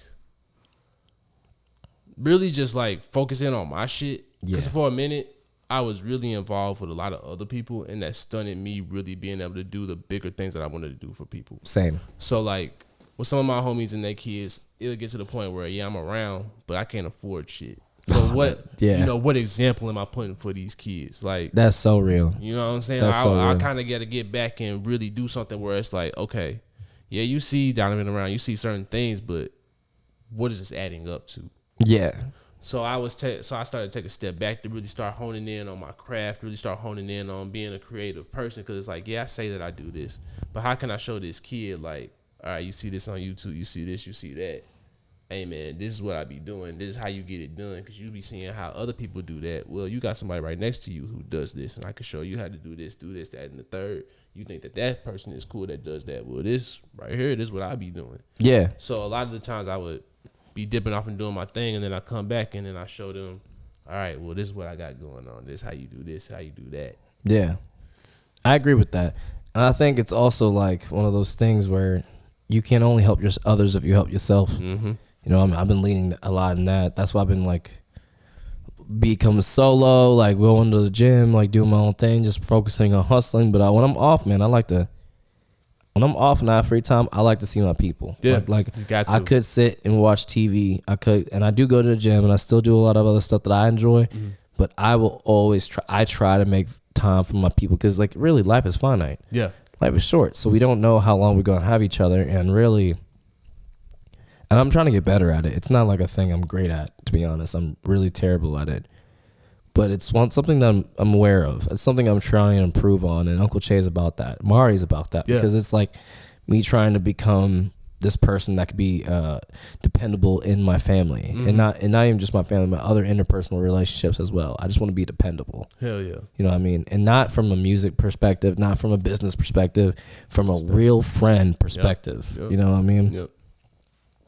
I feel like that's the biggest currency that you have, and that's what most people neglect is your time. Yeah. The time is easily neglected, and it's easy for you to think that people have time when they really don't. Or not even that. It's just the personal time that you give when you give it. And the value of that time. Like, is it a valuable time? Because a lot of times you can give your time to people and y'all ain't doing shit. You know, I like to like, if I'm gonna create a time and a space for people, I like it to be an experience. I like going kayaking with my buddies. I like going to the movies. I like to create moments rather than just sit around and shoot. Because shooting the shit and sitting around is great, but like, we could do something, man. Like, if you want to sit down and just chill and talk, like, that's cool, but we could do that by ourselves or like on a phone. I ain't gonna lie, I'm into both because sometimes you need that time where you just need to sit with somebody in a good environment and y'all do just need to talk it out. That's real. I done had so many conversations as of recent. Like, I ain't gonna lie, shout out to the homie Jess. We was just kicking it on the homie's porch the other night, and I was just trying to find inspiration with, you know, everything I've been doing, you know, trying to find a clear headspace just to kind of get away, just really be able to just shoot the shit and not think about nothing. Sometimes that's what I value, is just being able to not do nothing. Literally just your presence is enough for me. Like, you just having a conversation. I agree, man. You know what I'm saying? Like, hey, man, sometimes that's more valuable than anything, because it's like, sometimes that's all that it takes. Yeah, man. That's why I really love that dude Wes and Nico. Like, those dudes, like, those two are my guys because I can be around them. We not do shit, and it makes sense. But also, a nice walk is a great time. Yeah. You know what I mean? We can go on a walk and talk. Like, you're not really just always sitting down, though. That's true. Like, it's kind of cool to see something and talk, or like walk and just, I don't know. I don't know. Maybe it's just me. I like going out. I like doing stuff. I like being active. I like being out and skateboarding and riding my bike, and I just really be outside, bro. So I feel like I sound like Tyler Creator right now. But I guess that's something that I respect about him as an artist. He really be outside. I saw him, like, when he was in St. Louis. I saw him just in the mall. I'm like, me and my buddy Wazley were like walking through. I bought my computer, and we passed him in the gallery of all places. That's where everybody go. Yeah, true, but it's kind of crazy to me because I was thinking in my head, like, I was going to that, and I didn't. You know, you don't expect to go see a celebrity when you go out and see them. You're just kind of like we were like, yo, we're gonna get this computer and we're gonna up the music game. And it was because I was like working off of Owen's laptop for a while, and that laptop was just really crashing out on me. So thank God I got that new computer. I would have never made this record. But dude, yeah, I just really wanted to do that. We went on a really snowy day. It was like the day before his concert. I was gonna go to the concert. Wes wasn't gonna go to his concert the day before, but he ended up going because we met him and we dapped him up. I wouldn't say he was nice. He was Tyler, the Creator, you know what I mean? But he was cool, and his fitted up, and being around him was like very inspiring. It made us go back home. We had a whole session, and I was just mixing a track that Wes did. Wes and the KP had a song called Jet Set, and I was mixing that, and it was just like, I don't know, it just seeing celebrities doing fun shit with their homies and not like, I don't know, not any other cheesy shit, cheesy shit. Like, it was like they're just leaving the Apple store kicking it. That's what I want to be like. If I do end up like in that position, you might want to tighten that side. Yeah. Well, I know what's wrong. Hold on. Got it sticking out a little bit too far. Pause. Where do you know? But I just think I like people who are acting like people. Like, if it's a celebrity, just be a person. Yeah. You know what I mean? Just do normal shit. That nigga would go out to a bakery and then meet random people, but he just be on normal people shit. And I think that's cool. I think that's why I'm we said hi and we kept pushing because this is his time. He's on his own shit. And I think the problem with celebrity is you dehumanize these people to the point where they can't even be humans anymore. So if they do some crazy shit, it's not just them to blame. It's also the world dehumanizing them. I think it's both. It goes both ways. Yeah. Yes, I said it's not just them. Yeah, it's how you portray yourself. Yeah. I feel like a lot of these people portray themselves like they're bigger than the person, as opposed to like how you just said with Tyler, like, hey man, he was just walking around the mall, like, yeah, he bigger than most of these motherfuckers. Yeah. So that's where I kind of be like, you know, certain people be setting shit up to, you know, set themselves up to be like that, and then when you really meet them, you ain't that at all. But then you got somebody like Tyler, where it's like, yo, he one of the realest, biggest people out here, and like you just said, he just pulls up, fitted up to a spot that he wants to go to. Yeah, that's how I want to be. Yep. I just want to be, when I'm older, I just want to be fitted up, going to spots that I like to go to, and then go to the crib. Yep. Nothing crazy, but I like to be outside. Yeah. You know? Yup. I used to be outside all the time. And now it's just like, I want to get paid to be outside. That's what changed my mindset was I got tired of spending all this money being outside to now it's like, all right, that's what made me come up with Too T3rpd and everything. How do I get paid to live my lifestyle? So that's when that all changed. That's when I started, all right, I don't need to go out as much. And then it'll probably change once I do figure out the way to get it all paid. Hey, I'm back out again. But right now, I had to sacrifice to go ahead and sit down for a minute, really get my own branding together. Because what I realized with going out so much, I'm putting all this money and investing into all these other people. Yeah. We don't look at it like that, though. Yeah, true. And also by outside, I don't always mean like going to go shop. I sometimes mean not just even shop. Like just even being out in an environment because you got to spend money. Yeah. Yo, to a park? Shit, you right. Spend gas. Spend gas. You right. You spend money doing. We don't even account for it. That's true. All the stuff that we really do. But that's the issue, though. That's the issue we live in a society. Because like, why can't I just go to a park and it be free? Why can't I just like literally like? And it's possible. Like I ride my bike to a lot of places. I ride my skateboard to a lot of places. But it's also like, man, really, we have to like spend money on everything. Shout out to Jody at the freaking canoe spot. Cause when I go there, she never makes me pay for shit. I be going there. I be canoeing all the time because I can. And you know, what I mean, it's the big dude. Last week I took a nap on the lake. That's fire, bro. I woke up. I was like, oh my God, yes. Like imagine you on a lake and you just cover your eyes with a hat and you got motherfuckers paddling behind you. Like, is this guy asleep? And you wake up like, oh shit, I did fall asleep on this damn lake. But it's nice. It's a nice feeling to be like that at peace. Yep, that's what this summer really taught me because I didn't have a job for the majority of this summer because I was sitting up here trying to figure out how to do this sketch show, really write all these things. Shoot. And so figuring stuff out. Yep. And so in the meantime, all of that, I was sitting around just trying to like, all right, how do I make the most out of the few dollars that I got? Because I was still serving at the shop. So I'm making a couple, like I might make less than $100 a week. How do I extend this for the whole fucking week? And you start realizing, you started breaking it down like, okay, I got business meetings. All right, well, now let me try to get coffee. Well, coffee's still now about $6, $7, $8. Budgeting is important, man. So you start busting it down. It's like, God damn. Even trying to invest in yourself, you still got to spend all this money on simple shit that you don't even think about that really, when you got it, it's nothing. But when you don't, dog, it's everything. Oh, no. Trust me. It made me reevaluate how I look at everything. So that's when it started being like, oh, man, all right, so now I got to get comfortable with having the humility of, all right, niggas going to have to come over here if I have a business meeting. That looks crazy as hell, but if that's where I'm at in life right now and this is where I'm really trying to be, hey, it starts here. But if I plan on having my own fucking office and all this other shit, you got to humble yourself. You got to fall back when you don't have certain resources or you don't come from certain things. You know what I'm saying? So it's like, that's why I don't be shopping big and trying to do all this big shit, like going and buying. I was about to like buy Can't Vlog now tickets, and I was like, no, I need to go see my mom. And then like I don't really go shop at a lot of places. Only place I go shop is Avalon because it's cheap. You know, all my fits are from Avalon. All my fits are thrifted because it's like there's a big difference between hype and fashion. And I like being able to do fashion, but fashion can be cheap and it can be get like thrown like hand-me-downs. I like trading shit with my homies. I like getting cool pieces and trading it for something that they have.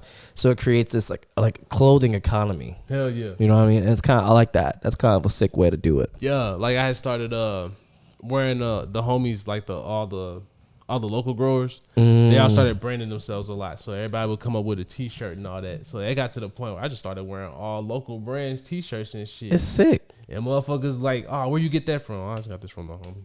It's the rep. It's like you're repping some shit. Yeah. I just started realizing like, damn, all right, man. I started looking at everything so much differently these last couple of years, whereas now it's just like, I'm just trying to invest in my own brands, my homies' brands. You know, I'll get some shit every now and then, but for the most part, like, I'm focused on building everybody around me shit. And then once I get the money, then I can go ahead and start going into all that fun shit again. But right now, I really only want to invest into my shit or my homies' brands. That's why I be having all y'all on, come on, and all of that stuff. Like, I'm not really interested in trying to jump and talk to the hottest people. That's just not. You just want to rock with people that you rock with, like the art that you like. Exactly. I don't want to get pigeonholed to like, oh, you gotta talk to this motherfucker, that motherfucker. Like, okay, what if I don't have nothing in common with this person? I don't like nothing that they do, but because y'all didn't ran me a check, now I gotta talk to this motherfucker. Yeah, that's rough. That's cool. I used to work in broadcasting. I used to be in work at a radio, and that shit was rough because it was like a Christian radio, and I was like just left high school, and it just didn't nothing. All these conversations I was having were like very weird, and these like weird ass motherfucking guests like Wesley Bell was on there. Like it was really? Yeah, bro, it was a wild time. Really? Wild time. Damn. But that would have been a wild one right there. it was a wild one, and it was at the time I was very hopeful because this is before I knew about APAC and all that other shit. Because I was just like looking at it like a black man coming into power and like coming and like helping decriminalize a lot of shit, which I was really pro that. But with the money, man, what I'm looking at with him now, he really disappointed me with all that shit that he's pulling right now. So it's one of those things you learn a lot of lessons growing up, man. And also it's important to value conversations that you actually want. Yeah. Like, what are you going to talk to with a nigga that you don't like it or know anything about, but you just know or talking to him because you're getting paid? Like, nah, I feel bad for those Breakfast Club motherfuckers. I don't. Shit. They chose that life. They did choose that life. That's on them. They chose that. Nah, I don't feel bad at all for that. Yeah, it's wild. They chose that. It's wild on me, like to me, that they even like a lot of this. Some people are satisfied with that though. I don't like it because it's like, bro, like a lot of this mainstream shit is like so anti-black. It's so anti-black, bro. And a lot of these black artists are like becoming like getting part of the conservative media, and they're all like in that weird space where it's like they're just in this racist and fucking capitalist ass space where it's just harmful to hip hop. I want hip hop to be picky again. It'll never be that way. I disagree. You want to know why I don't? Why? Drake. He broke basically most of the ethics and morals of hip hop, and there's too many people that I feel like it came before Drake. I'm listening. I feel like it came around like when Biggie and Diddy were doing their thing, when hip hop became materialized. Like when hip hop became like more of an image than a really, because hip hop was a movement. Hip hop was like a way to rebel against the government. Then it became a way to create status. Drake was in there already. Like by the time Drake got into the game, that shit was established in hip hop. Like Cash Money. Yeah, but you also still had the balance. You got Nas, you got True. all these other guys. So I get what you're saying. But even the old heads, the old guard, they're joining. They were like you got motherfucking Nelly performing at the Trump inauguration. You got Snoop DJing at this fucking AI, like this AI bullshit and this cryptocurrency shit. Like it's really money. It's really, I can't just blame one person because Drake is a huge problem in it. But right now his social currency is so low and it's still going. I think it's like it goes down to the owners of BET. Like the owners of BET are white. Like a lot of these label owners are white. The greatest way to destroy a culture is destroy a people's is rebrand their culture and destroy their culture from inside out. So this is not like something that was new because Drake is. If you think of the history of hip hop, Drake is relatively young in this history, but the bullshit goes a long way back. It does when companies got involved. I'm more so talking about like how. All right, so because I fell for it for a long time. Yeah. And the reason why I'm saying this is because Kendrick really unveiled what was always there. Yeah. But we ignored it. Definitely. But here's where I'm at. I'm listening. The revolution will not be televised. Doesn't mean the revolution won't happen. It's just not in front of our faces. What we see right now is the worst. You know what I mean? We're not there yet. No, hear me out. What we see right now is the worst. What's being televised is the worst. But like I said, like people like Cammy, like Big Cheese, like a lot of people that are creating these small underground movements. Hip hop will never die. Hip hop, there's people like There's like indie trap. There's these artists that are doing like shit on their porches. There are like people like fucking La Russell. Like movements, like real hip hop movements are still happening. Hip hop is not dead.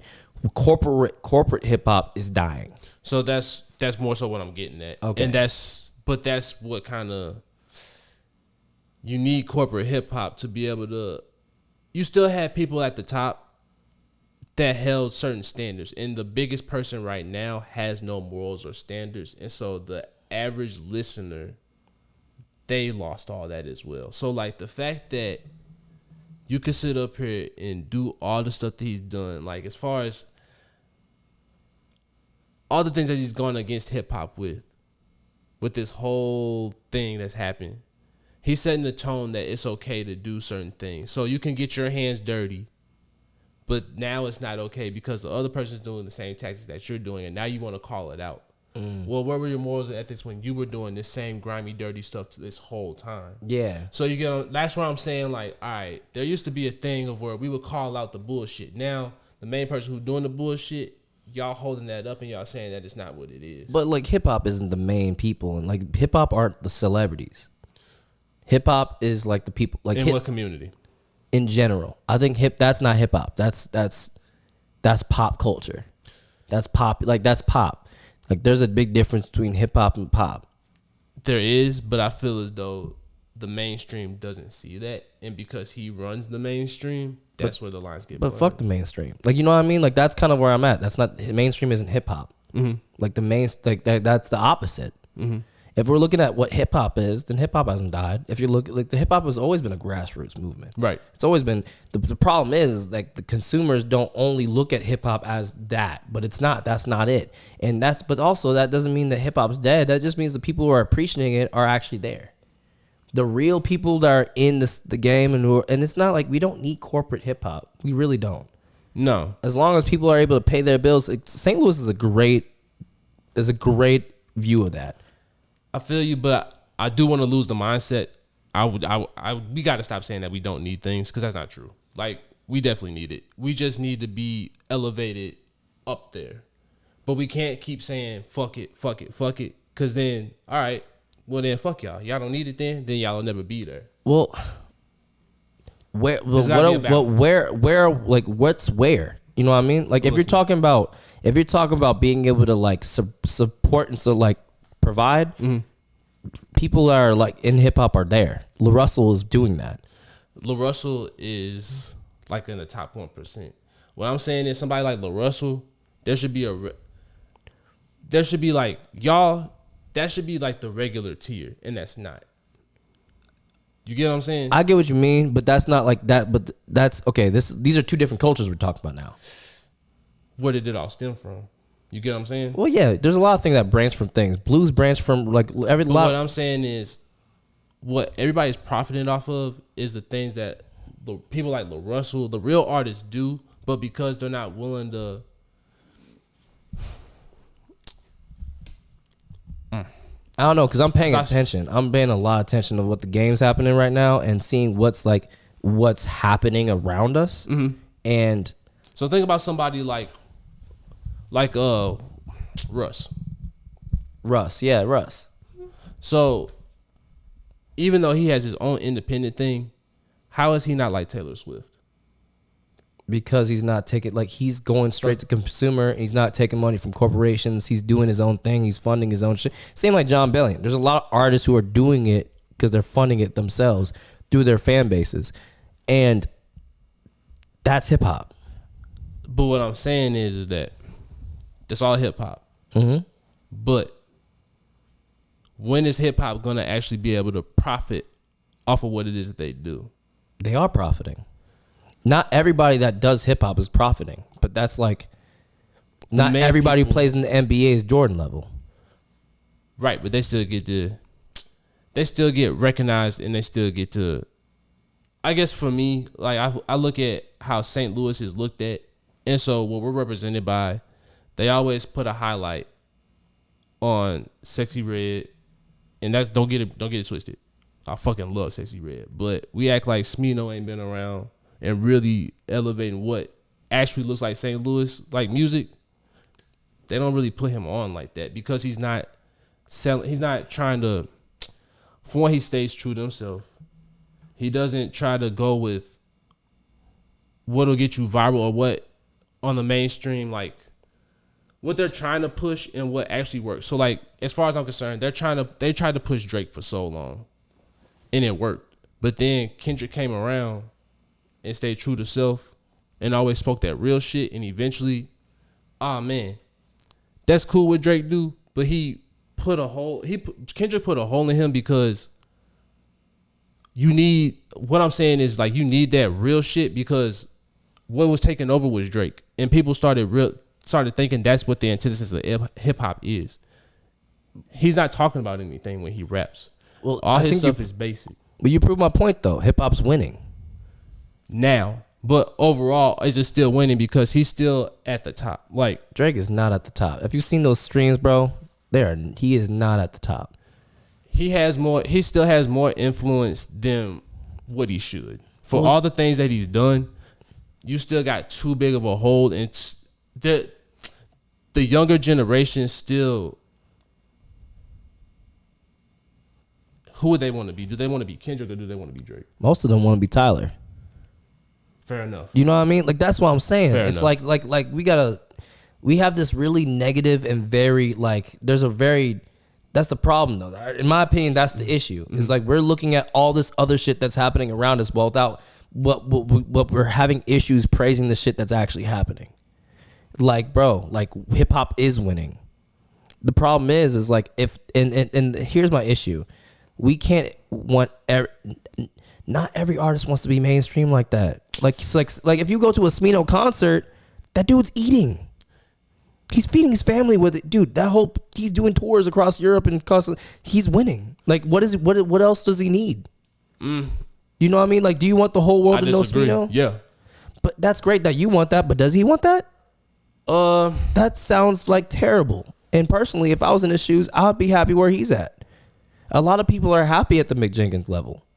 I feel as though I could see that with Smino possibly, but I've seen.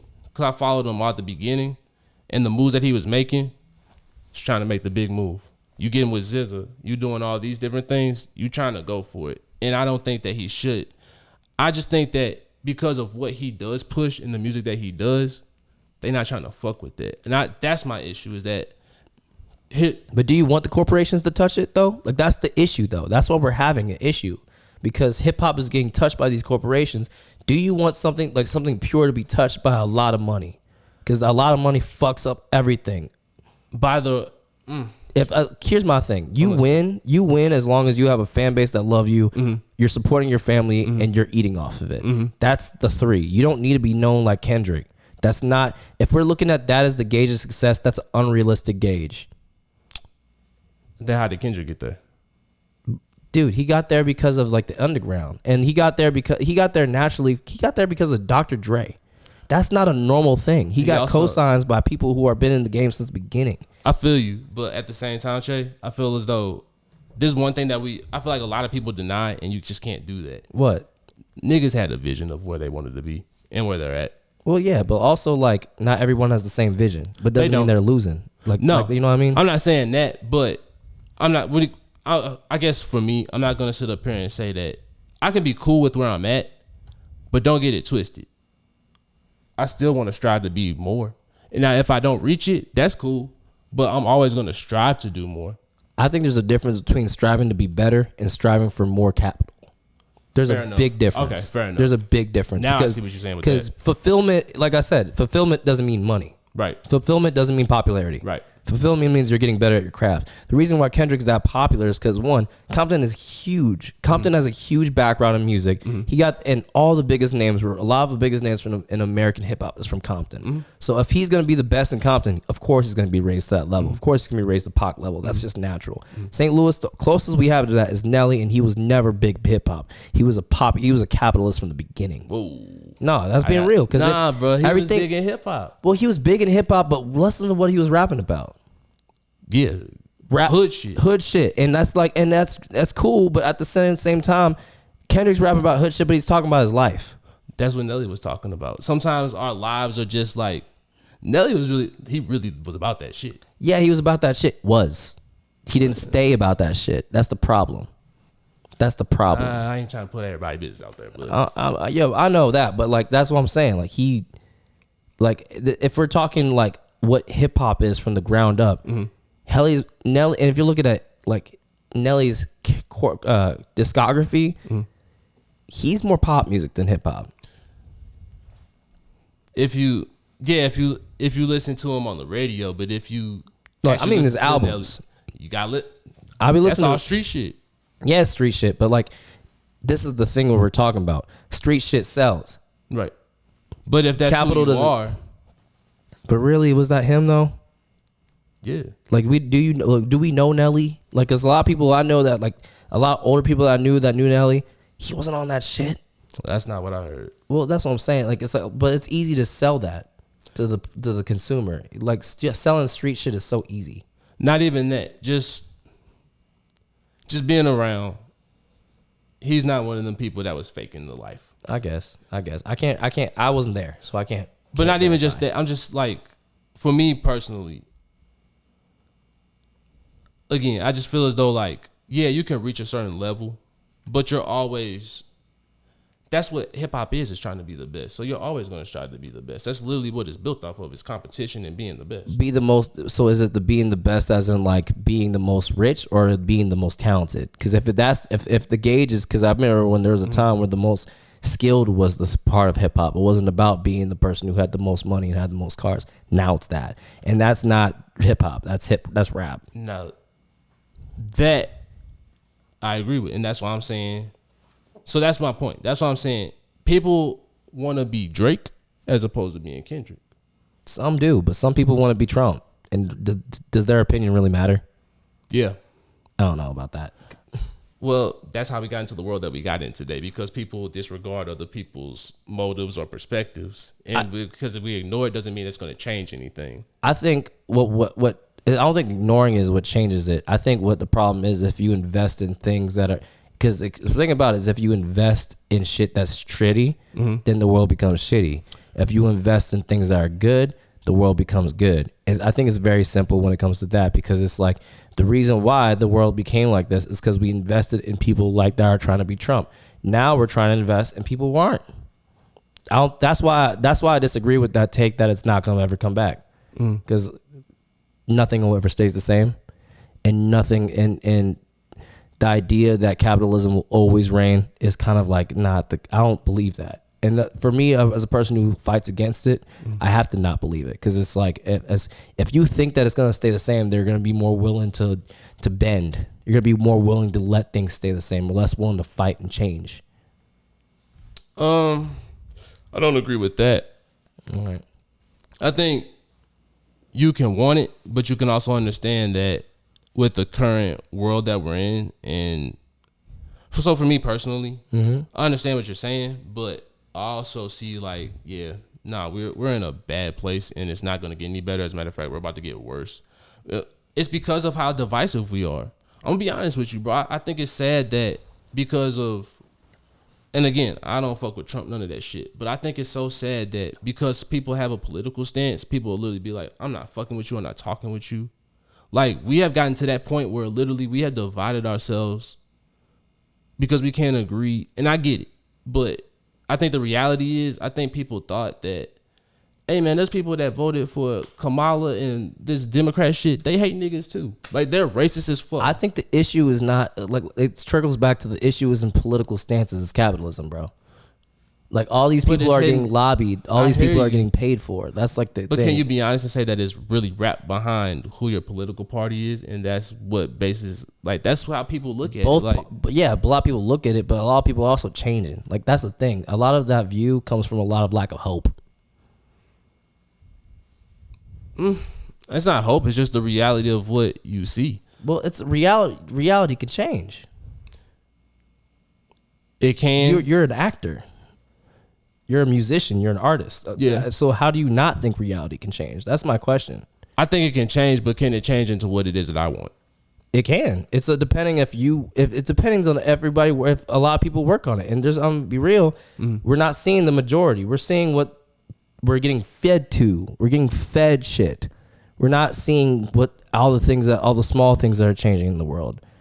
Like, can we really honestly say that we're seeing all the positive change that's happening? And can we say that no one's investing in that positive change? That's not the case. And the fact is that we're all seeing all this shit right now when the last 10 to 20 years we didn't see it, but it was still happening, is a huge difference. The whole point of galvanizing a community is because is exactly that. That's the reason my point is galvanizing. It's not about saying, oh, you're a piece of shit because you voted for this. The whole point of it is getting people together and understanding what our commonalities are. And there's a lot of people doing that. That's why I believe in change. That's why I think the world's going to change. Because I think, yeah, the world's going to get worse, but that's not going to stay shitty forever.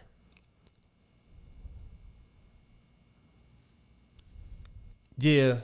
I guess for me, like, you're struggling through this one. Like, what's wrong? Nah, it's just like, that sounds good, but dog, like, I'm tired of sitting up here trying to say that it's gonna one day change, but then the further that we get into time, it just keeps getting worse. It's because like it only changes with action. We can't hope that it changes. We have to work on it. We have to do things. We are, but I guess that's my bigger point. Like, the more that we do, the more they're showing, hey, y'all never really actually had power. And now we are aware of that. Here, man. Like, look, things don't change in a day. I hear you. I don't think enough people to invoke the change that we're looking for is possible. Because I think it is. The people who, I think there's a lot of people saying that they want change, and they could change it right now. We have friends right now who, if they decided, hey, everything that's not going on ain't right, and we're not going to support this shit, it could stop right now. But because they benefit from it, that's never going to happen. And we can talk about that off air. But that's the reality. I think it's really important to, it's a one day at a person at a time type of thing. It's a generational type of thing. It's like evolution. It's not going to be if you want change, you can't expect it in your lifetime. And I think that's fair. But you know what I mean? Like, how many generations have we been saying that? I think that's kind of where I get disheartened. Not a lot of them have. I'm gonna be real, bro. I'm gonna be real. That's not true. I don't think a lot of dude. I was raised by a sharecropper. We've all been saying the same shit for generations now. But it's like I said, like, you were raised by them, but how many generations does it take? We don't know. There's not a list of knowing. There's not a timeline. There's not an actual like trackable timeline for change. And there's been times when life has been better, and there's been times it's not just like going better for who? A lot of people. Things change for everyone. Nothing stays the same. Nothing's like always like shit. It's ebb and flow. And the whole idea of things are like always gonna be shitty, it's like a lack of hope. It just comes from a lack of hope. I guess here's the thing. Yeah. Things are always gonna be shitty, but you gotta be able to find the positives in everything. Yeah. So I guess I look at it as, for me, I can't look at it as one day things are just gonna be all better. No, it's always gonna be shit, but there's gonna be some good moments in there that just like makes you keep going and makes you keep pushing for the future. But overall, I'm not gonna sit up here and act like this shit ain't fucked up. Unfortunately I deal with my job. I see way too much shit that's like, this. We're able to just change our environment and it looks completely different, but things are still the same. Well, yeah, here's my thing. It's a seesaw. Sometimes the world leans towards evil. Sometimes the world leans towards good. Doesn't mean evil doesn't exist. Doesn't mean good doesn't exist. Mm-hmm. And at the end of the day, it's not one of those things where you could just think that the world is going to be shitty forever, because of the fact is, if you have that mindset, you're not willing to change it. No, that's not true. Then what does it mean that world's never going to get better then? I'm kind of confused by that. Because overall it's not. Like, I'm not going to be able to change everything, but I can change some of my environments that are over here. Exactly. Over that. But they changed their environment, and that's how a movement started. But realistically, the world doesn't get better. I just personally, I disagree on that. My one thing right here, especially, I'll just call it with this shit. The Missouri cannabis industry. I've been able to help a couple people, but overall, did it change anything? Could you really say that there was never no change at all? Like, flat out. I don't believe in blanket statements like that. So what would you say is a positive change? A positive change that people aren't getting locked up for That's not true. ounces. That's not true. Still to this very day, people are still getting locked up for days and days on end for ounces. Yeah, bro. Who? Go to the north side, bro. People get locked up all day over weed. That's what I'm saying. I work in the north side. I get what you're saying, but hear me out, bro. Like, now I'm being dead ass. Like, we ain't even got to, like, this ain't even no argument. Like, the Missouri cannabis laws are bullshit. I agree. Okay, so then what are we talking about? Like, we're talking about change. We're talking about... There is no change. Like, I nothing disagree. changed. Nothing changed. If anything, things got tighter. The people who were supposed to get things didn't. Hence the micro licenses. Like, all the big corporations are actually getting ready to take over all those micro licenses. So it's about to be a monopoly. It's already happening. Well, that's because people are letting it. See, you can't. Damn. I can. You can't though, bro. That's not true. It is. It is true. The only thing How are they letting it happen? But when people sign contracts, people can't sign contracts and sell stuff. It's like the whole thing with capitalism. So when you let companies own stuff, you missing. Hold on, bro. Now you're going past the law.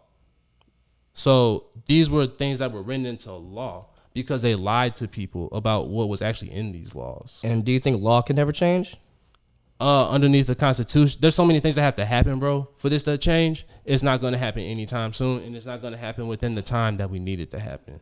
These laws that were set, they're built into the Missouri Constitution. So that means we have to go through, make a whole nother law. It has to get passed. There's so many things that have to happen now. Dog, we screwed ourselves with what we got. I disagree.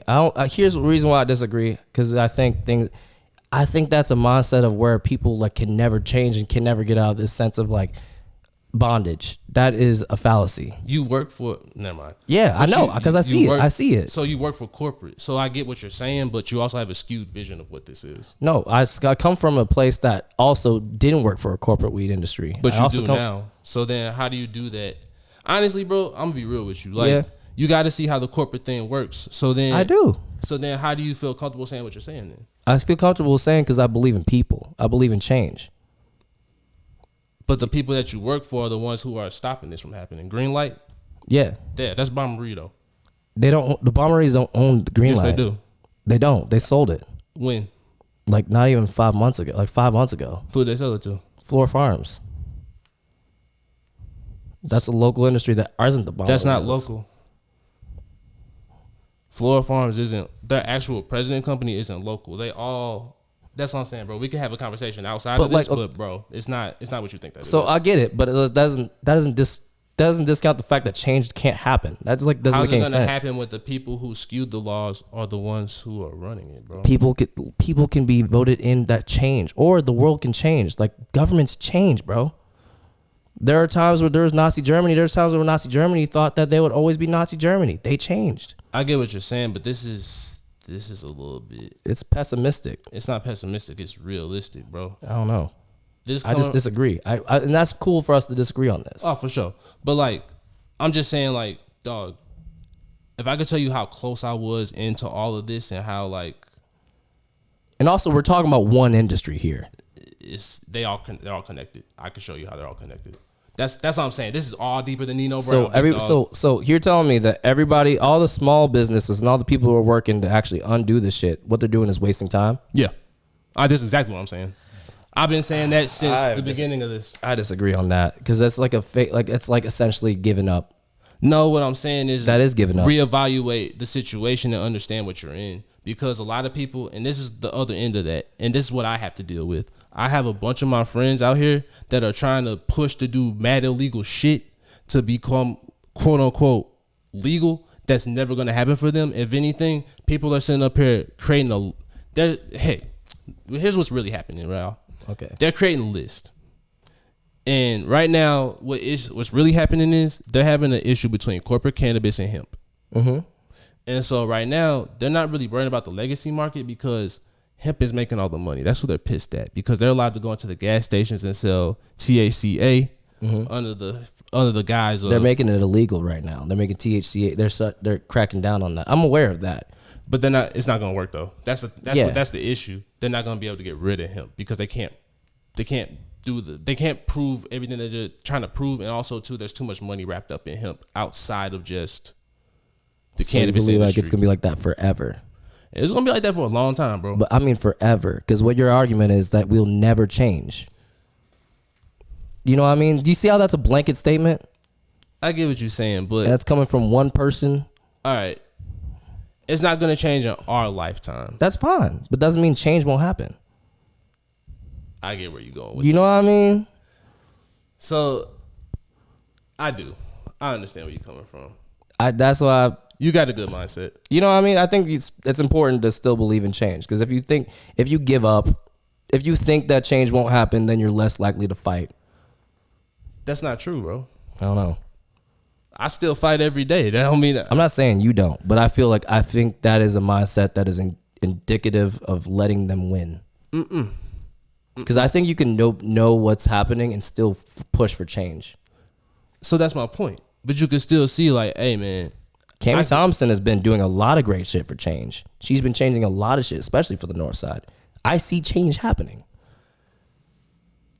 And I can't look at you and say nothing she's doing doesn't matter. That's not what I'm saying. But what I am saying is that, Then dog. All right, so my family business has been over there yeah. for I don't even know how long. It's been almost 30 years. Yeah. So I've been able to see from that point to now. Yeah. And how many years has that been? Almost 30 years, and I've been able to see everything. And like, I get, this is an even deeper conversation. Yeah. What's happening right now is so fucked up. It is. I'm not denying that. And I hate everything that everybody has done. I feel as though there's a lot of fucked up shit happening, and these good people who have sacrificed so much time, effort, money into this, I feel like there's some fucked up shit get ready to happen that I don't know. I pay attention to the news. I've been paying attention to everything that's been happening. I just feel as though we did a lot of stuff, but it's gonna be in vain because of the way that they're doing shit. It is terrible. And we're gonna have to start really resourcing ourselves to figure out what's next. They get ready to start taking these people's homes. Yeah, I agree with that. And And like, it's not the first time they've done that either. Exactly. But hear me out. Change doesn't happen in a couple generations. It doesn't. But just hear me out on this. Yeah. Because I hear what you're saying, but here's my issue. Yeah. And what's your issue? There was barely a generation left where we were at. They're taking that away from us completely now. And nobody's really talking about how this is really Black Wall Street all over again, but for St. Louis. I agree. But see, this is a lot of stuff you're talking about is present things that are happening now that a lot of people are aware of now. It's been happening. But been happening still means present because it came to here now. Does that mean that can we predict 20 years from now, right now? Yeah. To be honest with you, bro, I'm going to be dead ass. I was told about Sounds this. far-fetched to me. It's not, though, because you got to pay attention to trends. And that's my point. Like, nothing really changes. Every 10 years, it goes from the city to county. They move black people from North City to North County. We're just going through that transition. That's all. And we do it all the time. Yeah. You notice we never leave the North Side. Now, how many years has St. Louis been around? Where's the majority of black people live? The North Side in the city. That's never changed, right? I've seen a lot of people move from the North Side to the other places. I didn't grow up in the North Side. I have a huge black family. Most of my family don't live in the North Side. A lot of us are poor. A lot of us aren't. You know what I mean? Like, it's your worldview. That's your perspective from that. But I just can't, you know what I mean? It's kind of hard. I'll throw statistics in there. Okay, yeah. Statistics say that majority of the black people in St. Louis live in North St. Louis County. I get there are some people that live on, yeah, they do. But majority of black people live in North St. Louis. And do you think they'll be there for that way forever? For the most part, yes. Because it's designed to be that way. Redlining is real. I know redlining is real, but do you think... And that never changed. changed. So you say we'll never, ever be out of... Get past it? I mean, it's happening right now. They just redistrict. And you're saying that this isn't a lack of hope? What I'm saying is I pay attention to the reality of what things are. So then I try to move in ways that, again, I can't... And you can't imagine a world better. Not for St. Louis. I can't imagine that we get out of this segregation that we have because it's being reintroduced.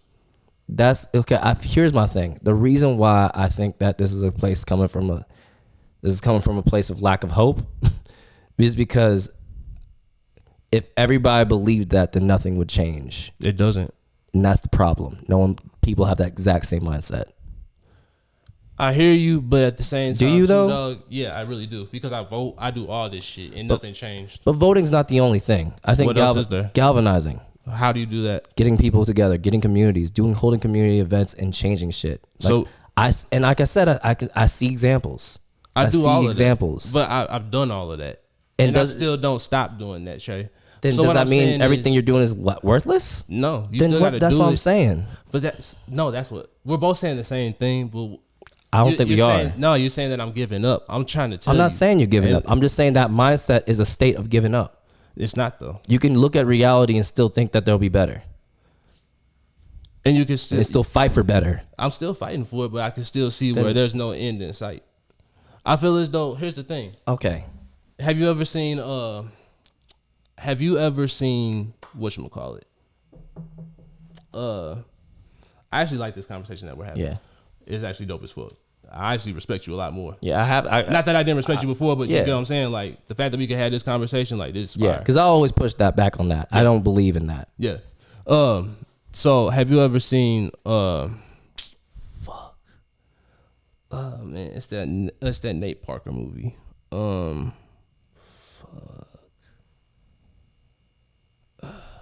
the name of it? Damn it. It's about Nat Turner. I don't think I've seen that movie. Something about nation. American nation, great nation. My legs are so falling asleep. I understand what you're saying. And it's not like I haven't been there before. You know what? Damn. Hold on, let's pause this. All right, cool. Cool. All right, so We back. yeah, me and Che just had to go duke it out upstairs real quick. We dropped a couple elbows on each other, a couple knee bows, a couple T-bows. We cooked a T-bone. I don't know. I understand. Like, it's really, we just went upstairs and smoked and kicked it and Yup. talked more. Mm-hmm. Behind the scenes. Yup. Because we got deep. We actually got really deep. And it was like, whoa, like, damn. And we kind of understand each other's perspectives a lot more with this. At least, if you don't mind me. Oh, yeah, for sure. Yeah, Definitely. But it's definitely what you're saying. We both agree on the same thing, but a different perspective. I think it's, and you're right. It's like, man, it's. I can't even explain it in words, man. Man, the shit that's happening is crazy. Yeah. The shit that's happening in the world is crazy. Nah. This is a good dude right here, man. No, you a good dude, bro. And bro, I'm just happy to be here. God damn, dude. Nah, like, okay, so I'll go ahead and be transparent a little bit. Yeah. So, like I told him, part of that was me trying to antagonize just to really have a real conversation and bring a broader conversation that needs to be had. Yeah, definitely. I feel as though a lot of the times we kind of keep it safe here on Too T3rp, and we don't really talk about like the realities of things, and we kind of keep it in the safe zone. Sometimes it's better to really have opposite opinions and be able to eventually, like, even though you're butting heads and it seems a little tense, it seems a little nervous, still have that. Yeah, because there's going to be a point where you're able to break even. Definitely. We broke even like a motherfucker. But it's kind of crazy because, to be honest, without that conversation, I wouldn't have understood a lot of shit about myself. Mm-hmm. Like, that's how it's supposed. Both sides are supposed to feel like they left with something more than what they came with. I definitely feel like I left with something more than I came with. I feel like, man, I still stand on this, like, we are galvanizing, we are collecting, we are getting together, but we do have to realize what we're in, where we're in, and what in the truth behind everything in the webs that holds this fucked up world together. Man, but doesn't mean, like, change is a thing, but you have to be willing to change in your own little way. Mm-hmm. But you also have to be mad positive Yeah. and stay positive Yeah. and realize that there will be a better. It doesn't matter how long it takes. It doesn't matter if it's generations. you have to understand you might not be able to see it, but that change isn't supposed to be for you all the time. It's supposed to be for a bigger purpose, and if that's the case, stay positive. But also know the reality. Like also understand like where we're at right now. Because if we just try to just be like change is gonna happen without having a plan or having even a decent understanding of what's going on around us, then we're kind of like we're just kind of spitting jargon at that point. And man, it's and also I didn't know, it's crazy that like a topic like change could be so complex because it seems so simple and seems so flat on the surface, but deep when you get deeper in it, it's like damn, it's like what is it? What is change? And what is like, what do you mean global change? Do you mean personal change? Do you mean communal change? Do you mean like congressional change? There's just so much things that defines, and things always will change, but will always change positively. Is it a positive thing for you? Is it a positive thing for another community, or is what some positive for you negatively affect another community? Like it's not just one way. There's never just one way for change, and there's never one victor, and there's never a whole victor. That's right. If someone is up, someone else is down, and it's kind of man, it's just understanding yourself and getting close and understanding your people. Man, damn. Whew. I appreciate you, man. Literally, I thank you because I don't know. We come from similar spaces, but also we have so many different like experiences that even something some people so similar can take away from something, can also not see some other shit. Like a lot of times, like you don't see some things, and it's easy to say things as facts, and it's easy to like create this narrative in our own world. But we gotta remember it's just our own world. It's not everyone's existence. It's not everyone's reality. Damn. Yep, and that's on both sides. Yeah, in general. Yeah, definitely. Yeah, because that's one of the things that I was, I kind of talked about on the show last week, Too Funny, the sketch show. We kind of made a joke about how, we try to think that the hood and the suburbs are two different things, but a lot of the times it's different circumstances, but there are a lot of the same issues and people go through the same problems. Yeah. We see it on one end and it looks a lot different, but then when you kind of get to see both sides, you're like, oh, wait. And some stories get glorified more than others. So some people's realities are looked at like it's cutting edge and the best thing, but also like it's horrible. It's horrible. And then you see other people that you see the worst things, but really if you would really look deep into it, man, that's something positive behind there. Like I kind of look at the difference between me and my white homies. Like my family is very like I come from a black family that doesn't have a lot, so we're very warm. We had a very warm experience, very warm growing up. Like I know most of my cousins, most of my white friends don't even know half of their cousins or any of their family or intermediate family like that, and don't even talk. So it's kind of, man, it's a different reality. But they're both having the same issues, in different ways. It can be so. There's not just one way. Exactly. Man, I think this is the most this is the most interesting conversation I've ever had. This is my first real podcast. I've been on a podcast before, but this is the best conversation I've had in a podcast, or even see. When I check it out, it'll probably be the best conversation I see. Because I feel like a lot. What I like about 2T3rpd is like, nigga, I appreciate you for pushing back, cause dude, a lot of, like you said, there's a lot of people who try to be safe with it and not really want to have the conversation and really try to avoid the conversation. But damn, it's like, it's real. Yeah. Because you're supposed to normalize uncomfortable conversations. That's the only way that you actually make change. Yeah, you have to be comfortable with being uncomfortable, and you have to almost like look like if you're too comfortable, you're probably in the wrong space. You're damn. What a great timing for it. Had to do it. Yeah, man. Man. All right. Let me go ahead and give you one more. We got to go ahead. Shit, it's hella late. I got this man here. It's midnight. That's wild. Oh, That is wild. see, my wife didn't call. She like, where this nigga at? Oh, well, she didn't say that. My bad. Damn, now I gotta do shit out. She white. She didn't say that. I'm lying. She didn't say that. I promise you. I was there. Okay, real talk though. Okay, so give me your top 5.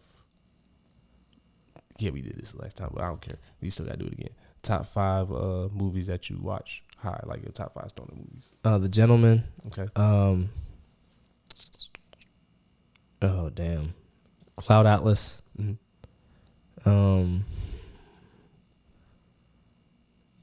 Oh man. One Piece film Gold. Star Wars. I was thinking that I don't want Star Wars: The Revenge of the Sith. Mm-hmm. I feel like my list has definitely changed from last time. And the last one would probably be Kiki's Delivery Service. Ooh, that's a good one. Okay, that's good. Okay, give me 3 people that should be on Too T3rp. Kane McCormick. Okay. Wasley Okay.